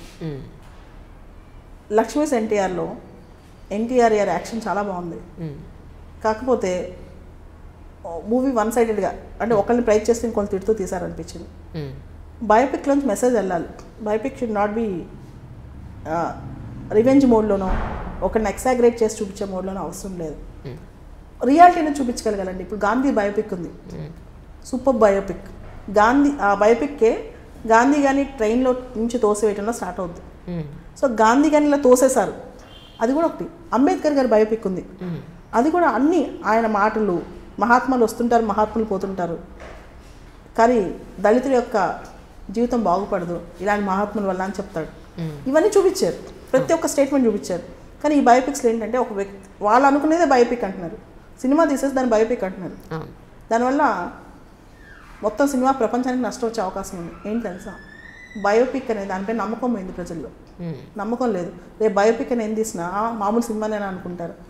అండ్ ఆ వ్యక్తి యొక్క నిజ దీన్ని ఎన్టీ రామారావు అంటే నాకు చాలా అభిమానం అండి. సినిమాలు తీసాక ఆయన పైన ఆయన్ని తగ్గించేశారు అని నాకు అనిపించింది. ఎన్టీ రామారావు గారి యొక్క శక్తిని ఆయన హైలీ డిసిప్లైన్డ్ మ్యాన్. మా నాన్నగారు జర్నలిస్ట్, నాకు చెప్తుండేవాళ్ళు. ఎన్టీ రామారావు గారితో చాలా పరిచయం ఉంది. NT Ramarao is a highly disciplined man. ఆయన అలవాట్లు, ఆయన పద్ధతులు, ఎదుటి మనిషికి ఇచ్చే గౌరవం. చిన్న పిల్లని కూడా ఆయన మీరు అని పిలుస్తారు, చిన్న పిల్లని కూడా ఆయన మీరు అని పిలుస్తారు. ఆయనలో ఉన్న సేవాతత్వం, అంటే ఎలా అయినా సరే ప్రజలకు ఏమైనా చేయాలని ఆరాటం, ఆ ఎమోషన్స్ ఏ సినిమాలో నాకు అనిపించలేదు. అలాంటి ఎమోషన్ చూసి ఒక లీడర్ని ఇన్స్పైర్ చేయగలిగితే, అలాంటి లీడర్షిప్ ఒక సినిమా తీస్తే పిల్లలందరూ కూడా నాయకత్వ లక్షణాలు అంటే ఇలా ఉంటాయి అనుకుంటారు. కానీ అవన్నీ తీసేసి దాన్ని ఒక మామూలు నాయకుడిగా చూపించేసేసారు. సో అది ఐ డోంట్ లైక్ అండి, అలాంటి నచ్చలేదు నాకు. ఓకే, చాలా సంతోషంగా ఉందండి. ఏది ఏమైనప్పటికీ మీలాంటి గొప్ప వాళ్ళు, మంచి మనసున్న వాళ్ళు రాజకీయాల్లోకి రావాలి. మీలాంటి స్టూడెంట్స్ దేశం మొత్తం ఉండాలని మనస్ఫూర్తిగా కోరుకుంటారు. వచ్చే సంవత్సరం మీ దగ్గర ఇంకా బోల్డ్ మంది సివిల్ సర్వెంట్స్ రావాలని కోరుకుంటున్నా. ఇంటర్వ్యూ కోసం ఎదురు చూస్తూ ఉంటాను. Thank you so much ma'am. Thank you so much once again. Thank you ma'am. Hi, this is Isha Chavla. This is Manara Chopra. Hi, this is Kartikeya. నేను director తేజాని. Press the bell icon for more updates. For more such videos, please subscribe to iDream. For more videos, please subscribe to iDreams. For more videos, please subscribe to iDream. And you're watching iDream Media. Please like, share and subscribe to the channel. And don't forget to subscribe to iDream. Please subscribe iDream Media. Do subscribe to iDream. Subscribe to iDream Media. Do subscribe to iDream Media. Don't forget to subscribe. Click on the button below. Don't forget to subscribe to iDream.